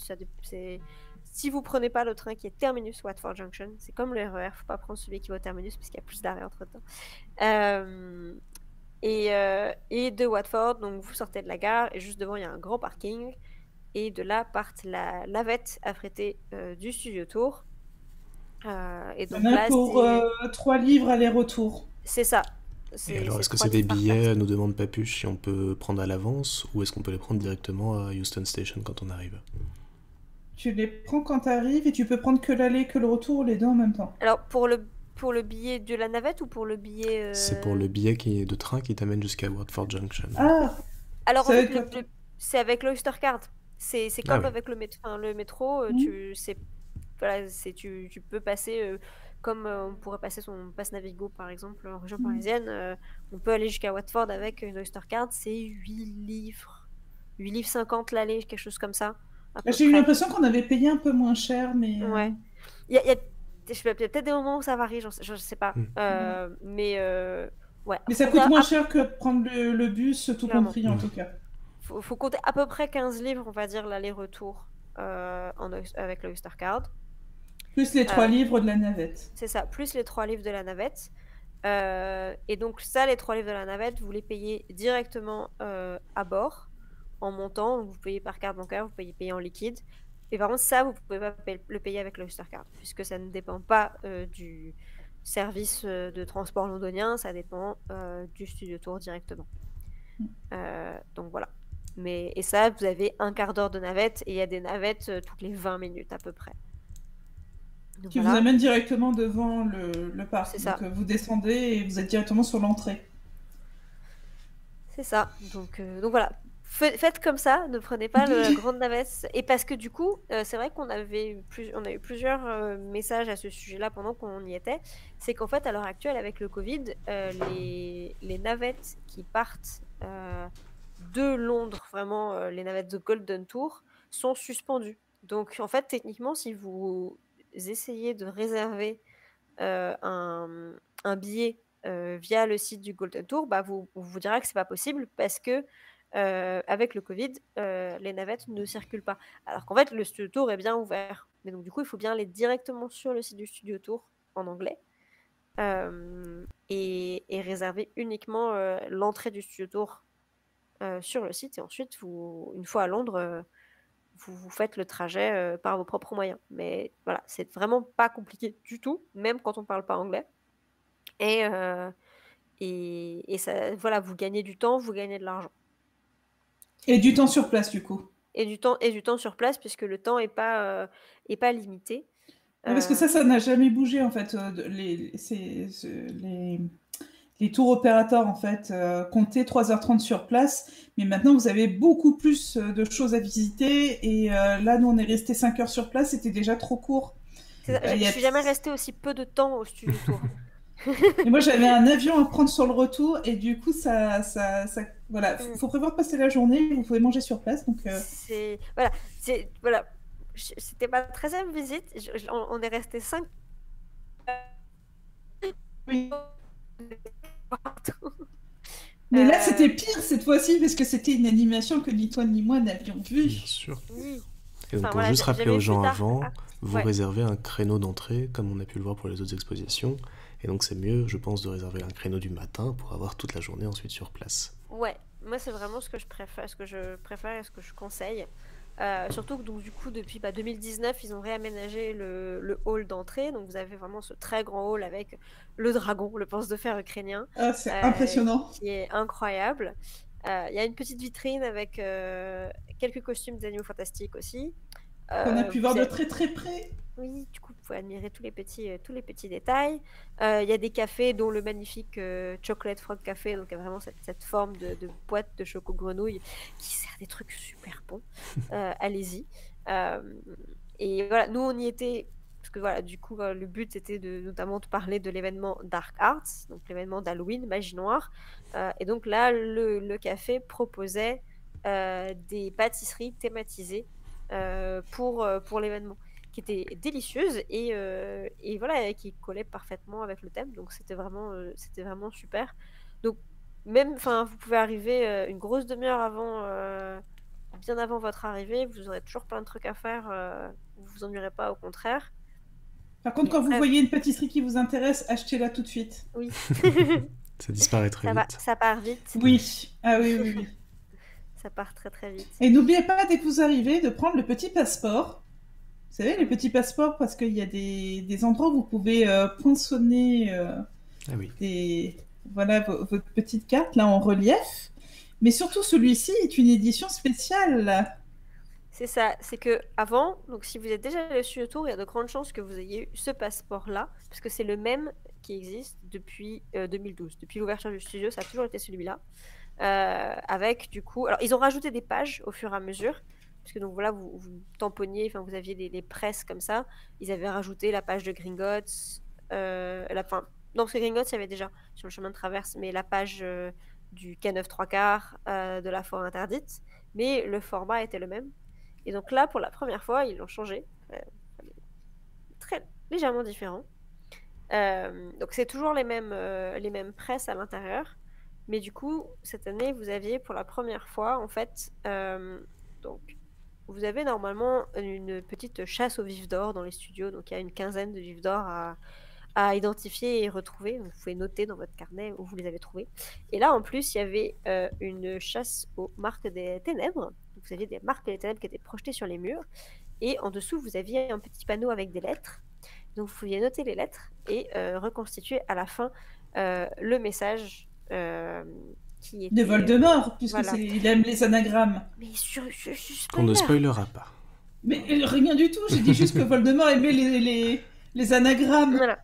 Et si vous êtes pas doué comme nous, vous pouvez oublier de noter les phrases, mais les lettres, mais après, si vous avez une très bonne mémoire comme nous, vous pouvez vous dire « Ah, mais je me souviens que j'ai vu comme telle lettre, telle lettre, telle lettre », et reconstituer le message quand même. Non, c'est le message secret des Mange-Morts. Et est-ce que ce petit guide est à réserver à l'avance comme il y a quelques années, ou on peut encore le prendre sur place? Non, ça c'est vraiment, il est donné sur place gratuitement à l'arrivée. Ouais. Et à plusieurs endroits, tu peux le récupérer avant de rentrer sur le... C'est ça. Si vous avez réservé en ligne, vous allez à l'extérieur récupérer vos tickets au guichet, ils vous le donneront à ce moment-là.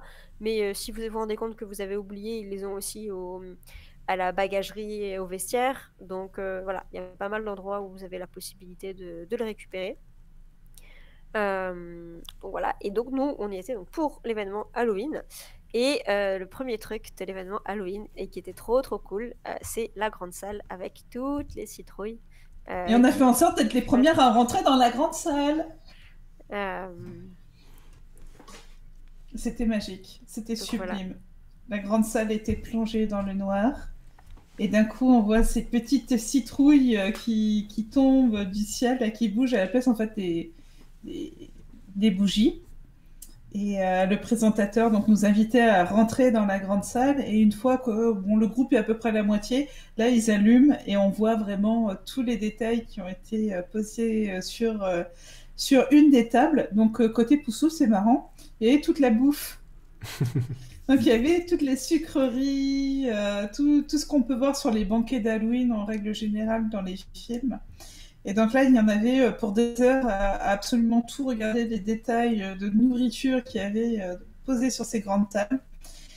Mais surtout, dans les costumes, il y a eu 2 surprises. La première, c'est les restes de l'événement Serpentard, puisqu'il y avait des costumes des élèves de Serpentard qui étaient des costumes différents en fait, de ceux qui sont d'habitude présentés.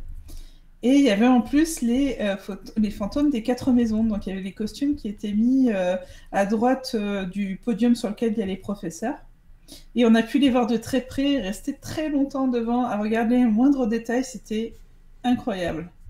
C'est ça. Alors, il y avait déjà le costume qui était exposé de la Dame Grise avec les costumes de Serre d'Aigle, mais le costume du coup du Baron Sanglant, de Nick Quasi-Sans-Tête et du Moine Gras. Alors, le truc, c'est que nous, on nous a dit, quand on est arrivé, que c'était la première fois qu'ils étaient exposés. C'est ce que le guide nous a dit. Et quand on les a partagés, du coup, sur les réseaux de la Grenette, il y a quelqu'un qui nous a dit sur Instagram « Ah, mais moi, quand j'étais il y a 2 ans, ils y étaient déjà, pour Dark Arts. Donc voilà, après, comme les guides sont, des fois, travaillent pas des années et des années, c'est des fois des travaux, Des jobs des d'été. contrats, Les ouais, étudiants. voilà, c'est ça, des contrats assez temporaires. C'est possible qu'ils n'étaient pas là à ce moment-là, et donc voilà. Mais en tout cas, ça reste quelque chose qui n'était pas du tout systématique, puisque moi j'avais pu voir Dark Arts en 2017, et je sais qu'ils n'étaient pas exposés à ce moment-là. Donc ça reste quand même des costumes qui sont assez peu visibles. Et donc là, c'était vraiment super cool de les voir d'aussi près. Voilà, Et puis surtout, Ipio a découvert ce que ça fait d'avoir une cosplayeuse et une crafteuse avec soi et à faire oh mon Dieu, ils ont utilisé tel tissu, c'est génial. Ouais, c'était un vrai plaisir de voir les détails parce que ça correspond pourtant ça on le voit dans certains bouquins, mais comme ce sont des personnages assez secondaires, il n'y a pas autant de détails et on voit bien que chaque personnage étant d'une époque spécifique, le travail sur les costumes a été correspond. Et souvent, moi, ce que je trouve dommage en tant que cosplayeuse, il y a par exemple du biais ou des galons dorés qu'on retrouve des fois sur des costumes de cinéma qu'on peut trouver à Toto Tissu. On trouve ça un peu dommage. Là, les galons ont été fabriqués et dessinés à la main et ça se voit. Donc c'est vraiment, ils sont allés jusqu'à fabriquer les galons dorés pour les mettre en décoration des costumes. Et je trouve ça génial. Et puis quand on voit l'énorme tache du Baron Sanglant, c'est vrai que ça a une autre prestance, quoi. Et un autre petit truc aussi qu'il y avait, alors, parce que du coup, juste avant l'événement Magie Noire Halloween, il y avait l'événement Serpentard. Et du coup, il y a certaines choses qui sont restées en place. Et notamment, comme la grande salle, pendant l'événement Serpentard, avait donc les bannières de Serpentard, il y avait J'ai aussi raté ça. le costume de Dumbledore du premier film, puisque si c'était les bannières du premier film, il fallait que ce soit le Dumbledore du premier film. Donc le costume de Richard Harris, alors que souvent on montre souvent le costume de Michael Gambon. Et donc voilà, ça c'est un costume qui était moins souvent visible dans la grande salle, donc c'était assez chouette de le voir. Et ça montre aussi bien le souci du détail du studio tour, puisqu'ils avaient aussi retiré le fameux pupitre avec la chouette La chouette. qui apparaît à partir du 3. Donc ils se sont dit, bah non, il peut pas du coup être dans la grande salle. Donc du coup, il est toujours visible, mais juste après, en fait, quand vous vraiment quand vous rentrez dans la galerie, juste ensuite où vous avez plusieurs tapisseries et vous avez la maquette avec le toit de la grande salle. Donc vous avez le pupitre qui est là, il y a aussi les costumes du bal de Noël et tout qui sont là. Donc voilà, vous ne le raterez pas, rassurez-vous. Et de toute façon, c'est quelque chose qui risque de changer à nouveau. Mais donc c'est toujours intéressant, et moi c'est ce que j'adore à chaque fois que je retourne au studio tour, c'est de voir les petites choses qui changent comme ça, de noter toutes ces évolutions-là, et c'est pour ça que ça vaut la peine d'y rester des heures. D'ailleurs, j'étais très contente de voir le cosplay de Gilderoy que j'ai fait, la version dorée, et de me dire, tiens, j'ai bien fait de choisir tel et tel tissu, parce que il était exposé sur les portants, en fait. C'est la première partie, on voit les portants avec différents costumes, et à chaque fois, ça change. Et moi, quand j'y étais allée, on voyait beaucoup les costumes de Luna. Là, il y avait justement celui de Gilderoy, le jaune doré, et en plus, sur un mannequin, après, on voyait les couches en dessous, donc tout le détail. C'était super sympa de pouvoir voir ça. J'étais très contente d'avoir ce détail-là. Et puis bon, après, on continue du coup l'expo, et là, on comprend que les mange-morts ne sont pas loin, puisque la marque des ténèbres flotte au-dessus de certains décors. Et pendant qu'on y était, d'un coup, il y a une voix qui vous dit attention. Donc, il y a les guides qui vous poussent pour laisser la place au milieu. Et là, d'un coup, vous voyez une équipe de 5-6 mange-morts qui arrivent avec une musique. Ils font peur. Ils arrivent, ils ont une chorégraphie. Et ils font un petit spectacle qui se termine par le lancer de la marque des ténèbres sur le décor. Et après, ils continuent à tracer dans le studio tour et jusqu'à une scène où en fait, ils finissent la chorégraphie et vous pouvez vous prendre en photo avec. Cette partie-là était plutôt sympa. Et en plus, elle nous a permis de passer devant un décor que j'attendais depuis très longtemps, qui est la salle commune de Serpentard. Et je dois dire que je ne l'imaginais pas aussi haute et aussi impressionnante. Elle a vraiment une prestance, une présence. Et en plus, elle a été mise en miroir devant la salle commune de Gryffondor. Donc je trouve que le petit clin d'œil est sympa. Et on voit la multitude de petites choses qui rend cette salle commune vivante. Des des ingrédients de potions laissés sur un bureau, des tasses aussi, comme sur celle de Gryffondor, où il y a des tasses qui sont laissées, des costumes aussi mis en avant. Donc là, il y avait Drago, entre autres, dans la chambre des secrets. Et Crabbe et Goyle. Et Crabbe et Goyle, voilà, sur les canapés. Mais c'était magnifique de voir les détails sur l'arrière du décor avec cette impression que l'eau a dégouliné et a fait un peu de mousse le long du mur. Mais de voir cette alcôve avec quelques coussins pour faire un endroit cosy quand même dans un environnement un peu froid. Et puis cette cheminée, parce que ce qu'on vous a pas dit, c'est que toutes les cheminées sont allumées pour Halloween. Et donc on entend ce petit crépitement, c'est génial. Je trouve que ce détail rendait la pièce impressionnante et je ne l'imaginais pas comme ça. Je l'ai évidemment imaginé en tant que Serpentard, mais pas aussi grande, aussi impressionnante, aussi majestueuse. Voilà, la hauteur donne une autre dimension par rapport à celle de Gryffondor qui est plutôt cosy, même si elle a plusieurs étages, elle est plutôt chaleureuse avec des tapis au sol, des choses comme ça. Là, on sent bien la différence de maison. Et alors, c'est vrai que le décor est vraiment très impressionnant. Et la bonne nouvelle, c'est que c'est un décor qui devrait rester en place. Voilà, il y a souvent eu par le passé des événements temporaires où, au final, certains éléments sont restés, même après la fin de l'événement. Et ça, voilà, c'est un décor tellement immense qui a été ressorti des hangars, qui devrait rester là. Voilà, de manière, on va dire, semi-permanente, comme je dirais de la même manière que plus ou moins tout est semi-permanent en Studio Tour, dans le sens où si tout à coup il y a vraiment aussi un autre énorme décor qui voudrait remettre au goût du jour, peut-être que ça bougera, mais c'est pas, en tout cas, enfin voilà, si vous allez au studio même d'ici un an, il y a des chances que ce soit toujours là. Et ce que j'ai trouvé assez chouette aussi, c'est que ça ne se faisait pas trop aux dépens d'un autre décor, puisque donc si vous avez une bonne idée de la géographie des studios, la salle commune est placée en face, donc on disait à côté de la salle commune de Gryffondor, en face du grand pendule, la grande horloge de Poudlard. Donc c'est vraiment entre la salle commune de Gryffondor et le bureau de Dumbledore. Et donc avant, en fait, cet espace, il y avait un carré, enfin avec des grilles et tout un tas d'objets entassés à l'intérieur. Donc ce qui était intéressant, parce que c'était, comme disaient les guides, c'est comme ça que les objets sont rangés dans les hangars, donc ça donne aussi un peu une idée de la réalité, ce que c'est, voilà, sur les tournages. Mais du coup, il y a un certain nombre de ces objets qui ont été sortis et mis dans des vitrines à côté. D'autres qui ont été exposés, et voilà, moi j'étais ravie de voir l'armure il y a une armure de troll, une armure d'elfe de maison, du coup, qui sont très visibles maintenant. Oui, c'est vraiment super chouette. Par contre, il y a d'autres objets un peu plus secondaires, on va dire, mais qui sont devenus moins visibles. Voilà, je sais qu'on aimait beaucoup. Il y avait une petite peluche hippogriffe qui était visible avant, qu'on ne voit plus. Il y avait aussi tous les sacs de couchage du prisonnier d'Azkaban quand il dort dans la grande salle, que là, pour le moment, on ne voit plus. Voilà, c'est peut-être des choses qui reviendront à un autre moment. Mais voilà, c'est pour ça qu'il faut garder l'œil ouvert. Mais est-ce qu'il est possible qu'il y ait des éléments qui aient quitté le studio pour aller à l'exposition On Location? Pour l'instant, il n'y a rien qui a été formulé comme ça. Après, en tout cas, dans les éléments qui sont exposés dans l'expo On Location, c'est pas des costumes. Enfin, le costume d'Hermione, je suis sûre de jamais l'avoir vu au Studio Tour. Donc après, c'était justement des choses qui n'avaient pas spécialement la place d'exposer. Celui de Voldemort, c'est une autre version de celui qu'on a vu au Studio Tour. C'est une version plus abîmée que celui du Studio Tour. D'accord. Mais par contre, pour le coup, je sais qu'il y a eu une fois un événement au Studio Tour où il y avait plusieurs versions du costume de Voldemort, justement pour montrer les différentes étapes.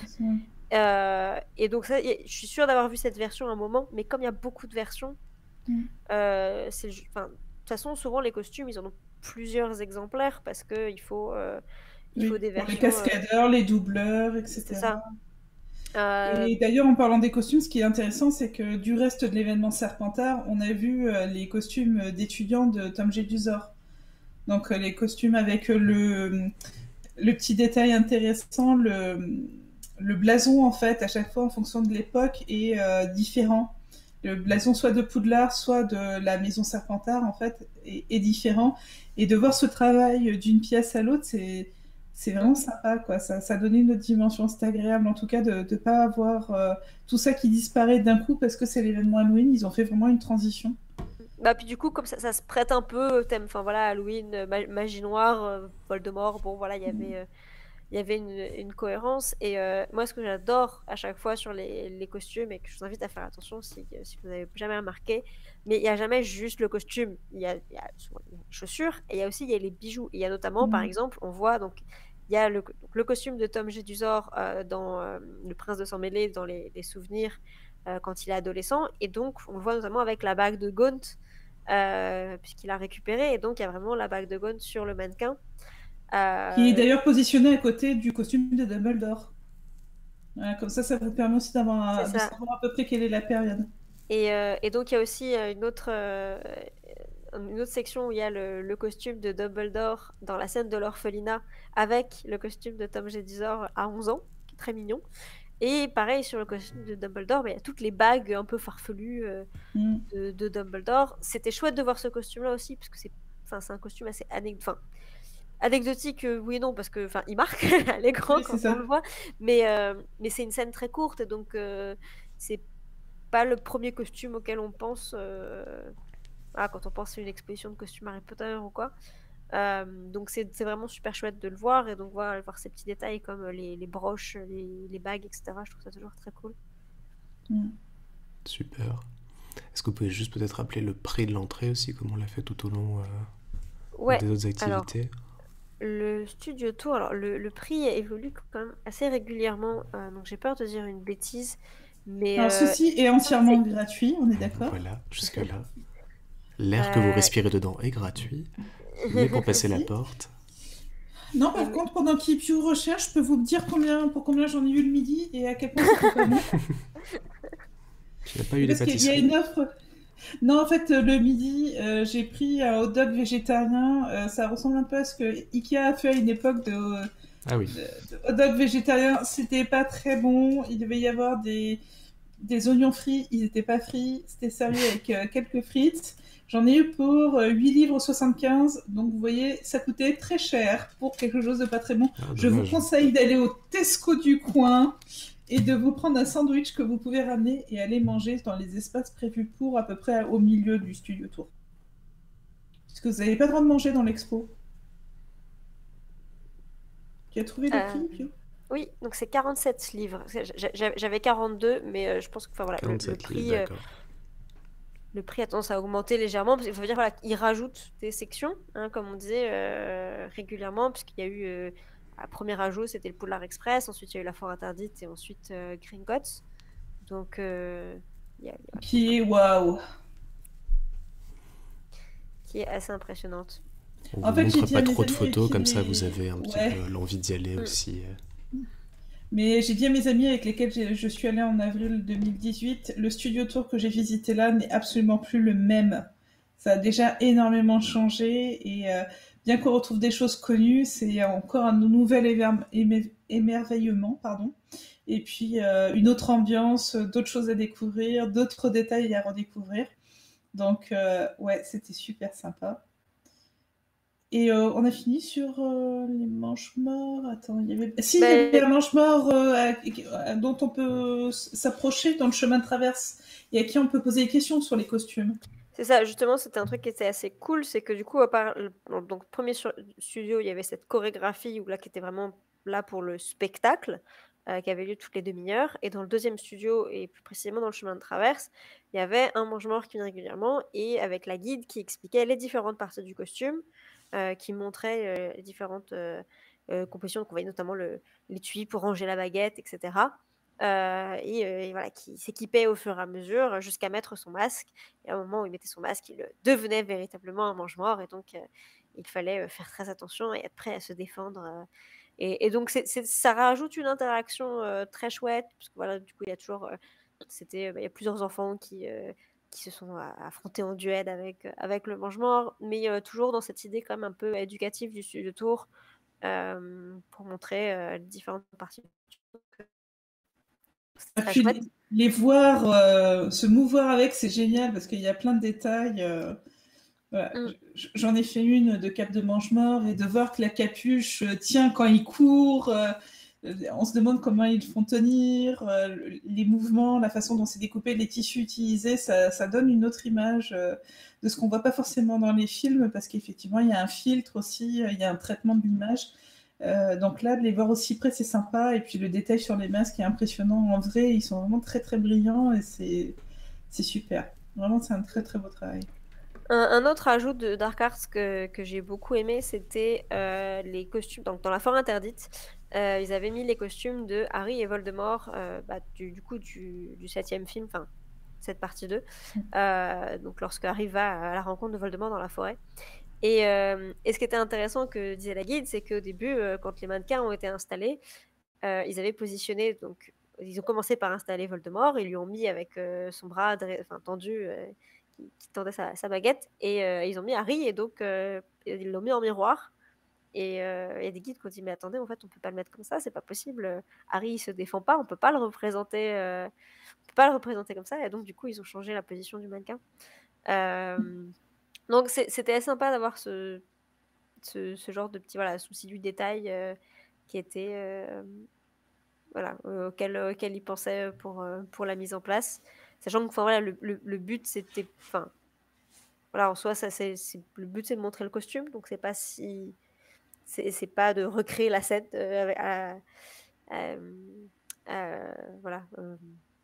plan par plan. C'est quand même agréable. Oui, non, c'est ça, c'est de penser à ce genre de petits détails. Donc voilà, c'est un ajout assez sympa.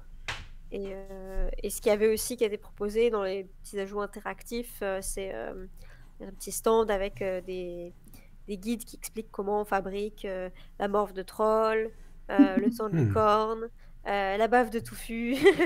Oui. Donc voilà, que des petites choses très, très appétissantes et très, très agréables. Mais du coup, ça reste. Ça permet de rajouter un peu d'interaction à l'ensemble.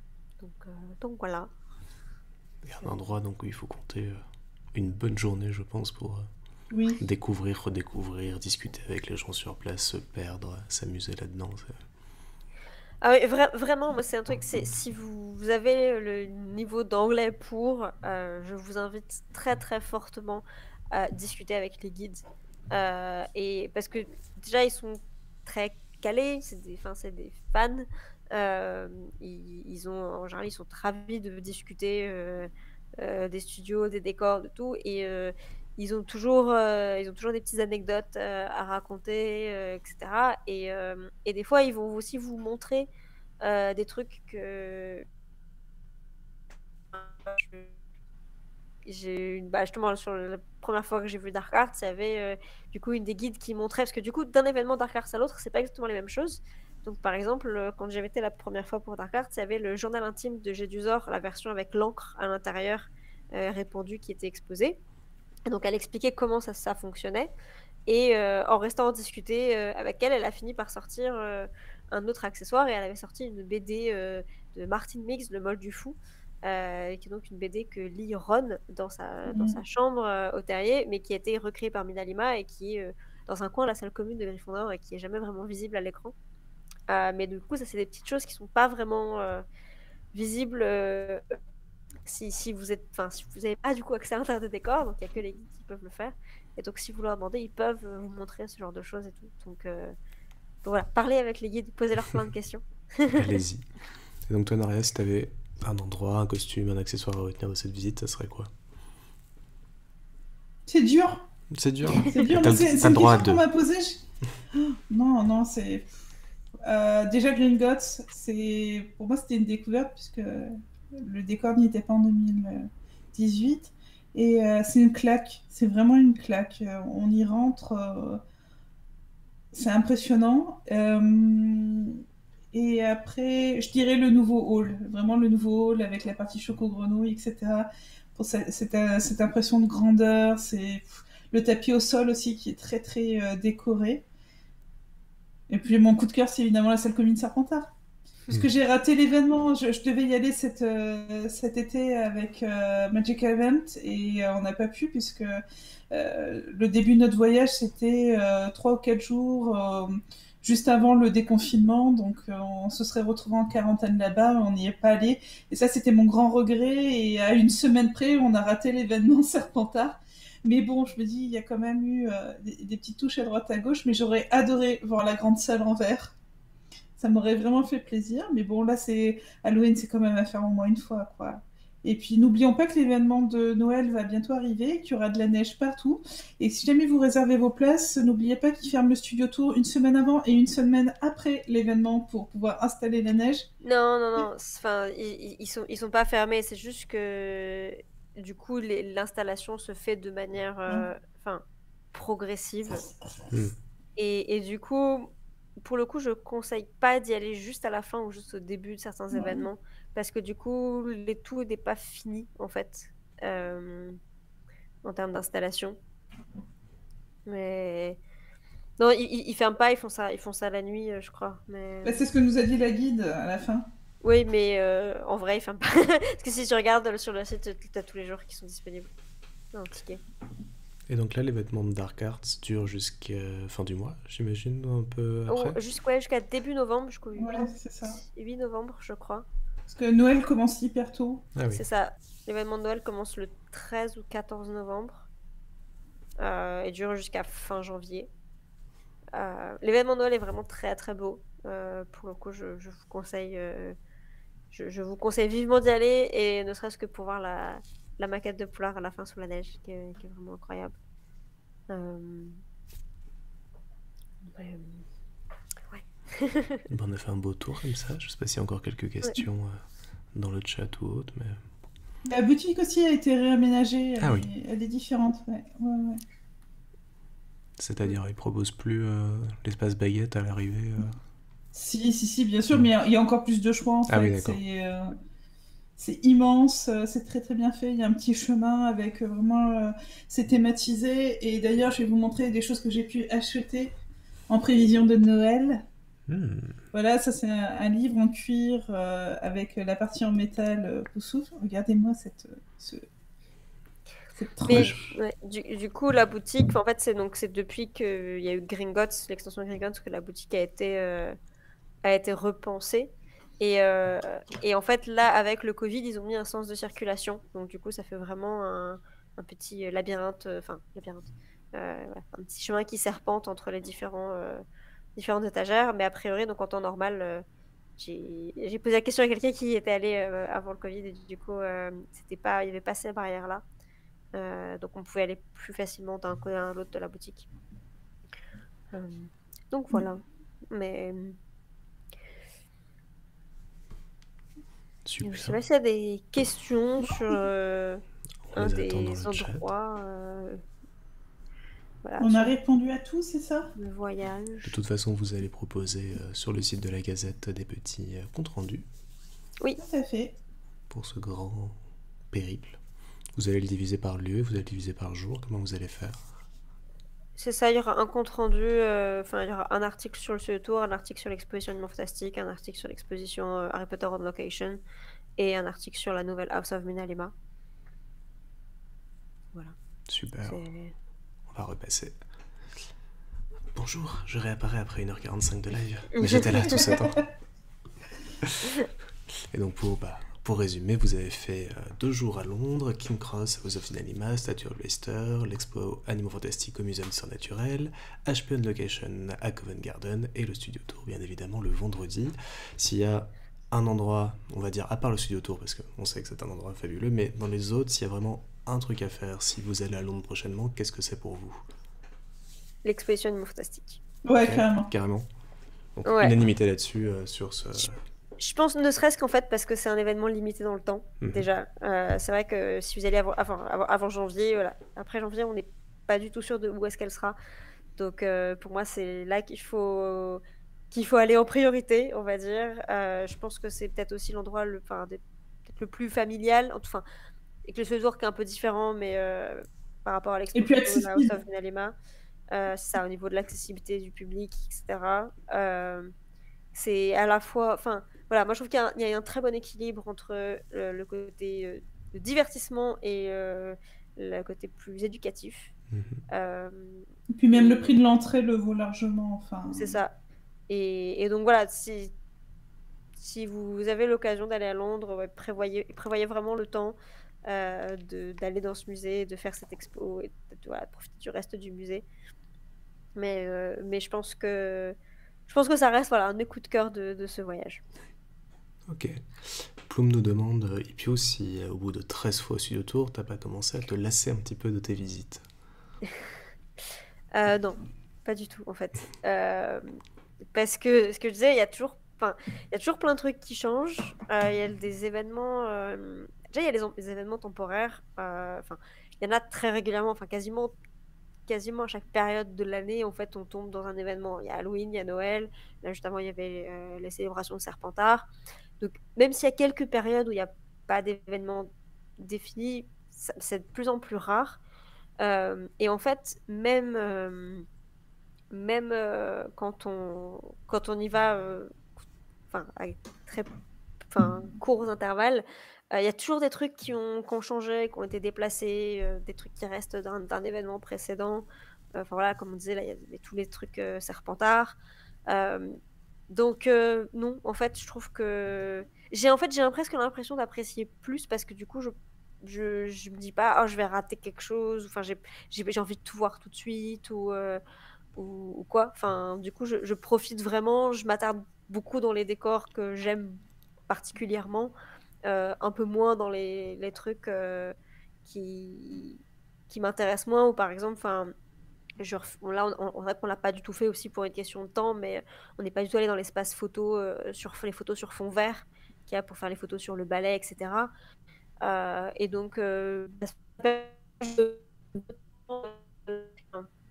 voilà, je sais qu'une partie qui est un peu zappée, c'est souvent la partie à la fin avec les maquettes, les plans des lieux. Enfin voilà, une fois avec Pantalémon, on y est allé et il y avait un guide qui était là. Il a sorti toutes les grandes planches de photos. Il nous a montré les différentes planches de photos. Et donc en fait, il y a toujours des trucs à voir qui sont toujours un peu cachés. Et voilà. Il Donc, faut pas hésiter à interroger, poser les ouais, questions, s'intéresser à tout ça. Ouais. c'est ça. Et puis C'est à là où partir moi, du moment où c'est tu es fan, est-ce que tu peux vraiment te lasser du Studio Tour? Vaste débat. Ça reste quand même l'endroit de pèlerinage ultime, effectivement, pour... Ouais, mais ça, je le disais justement à des collègues de travail qui me disaient, mais si on n'était pas fan d'Harry Potter, c'est quoi l'intérêt d'y aller? Je dis, euh, les métiers du cinéma, les Ouais. décors, mais tout ça, en fait, t'as pas besoin d'être fan d'Harry Potter pour apprécier le Studio Tour, et c'est ça qui est magique là-bas. Et puis voir les petits trucages aussi. Moi, je me souviens toujours de ce petit couloir qu'on voit dans Le Prisonnier d'Azkaban, qu'on Il y est imagine d'ailleurs là. immense et qui est grand comme rien. Donc, c'est toute cette petite magie qu'ils arrivent à créer, et qui est très bien rendue à l'écran aussi, qui fait que même pour des non-fans ou des moins fans, c'est intéressant aussi d'y aller. Et puis là, par exemple, j'avais une idée de comment la porte de la chambre de secret était faite, en quoi elle pouvait être faite, et les différentes parties. Et d'avoir pu la voir à 50 cm, et j'ai eu confirmation que mon hypothèse était probable. Et quelle est ton hypothèse? Bon, on sait que derrière, ce sont des vérins hydrauliques. Et on sait que la porte est en métal et que la tête des serpents est en métal. Donc je pense que toute la partie qui se bouge, il y a un chemin, en fait, ça suit le chemin pour s'enclencher. Mais que toute la partie qui est mobile est faite avec des écailles, et on voit bien les écailles une à une sur la partie mobile. On se brosser à la peinture en brossage à sec dessus pour donner cet effet métallique. Et ce qui permet de suivre en fait le mouvement de la mécanique derrière, tout en ayant cet aspect un peu métal. Eh bien, quel secret. Par contre, vous n'aurez pas de tuto pour ça. Oui, on est d'accord, ne venez pas le demander. Faire votre porte chez vous de la chambre des secrets.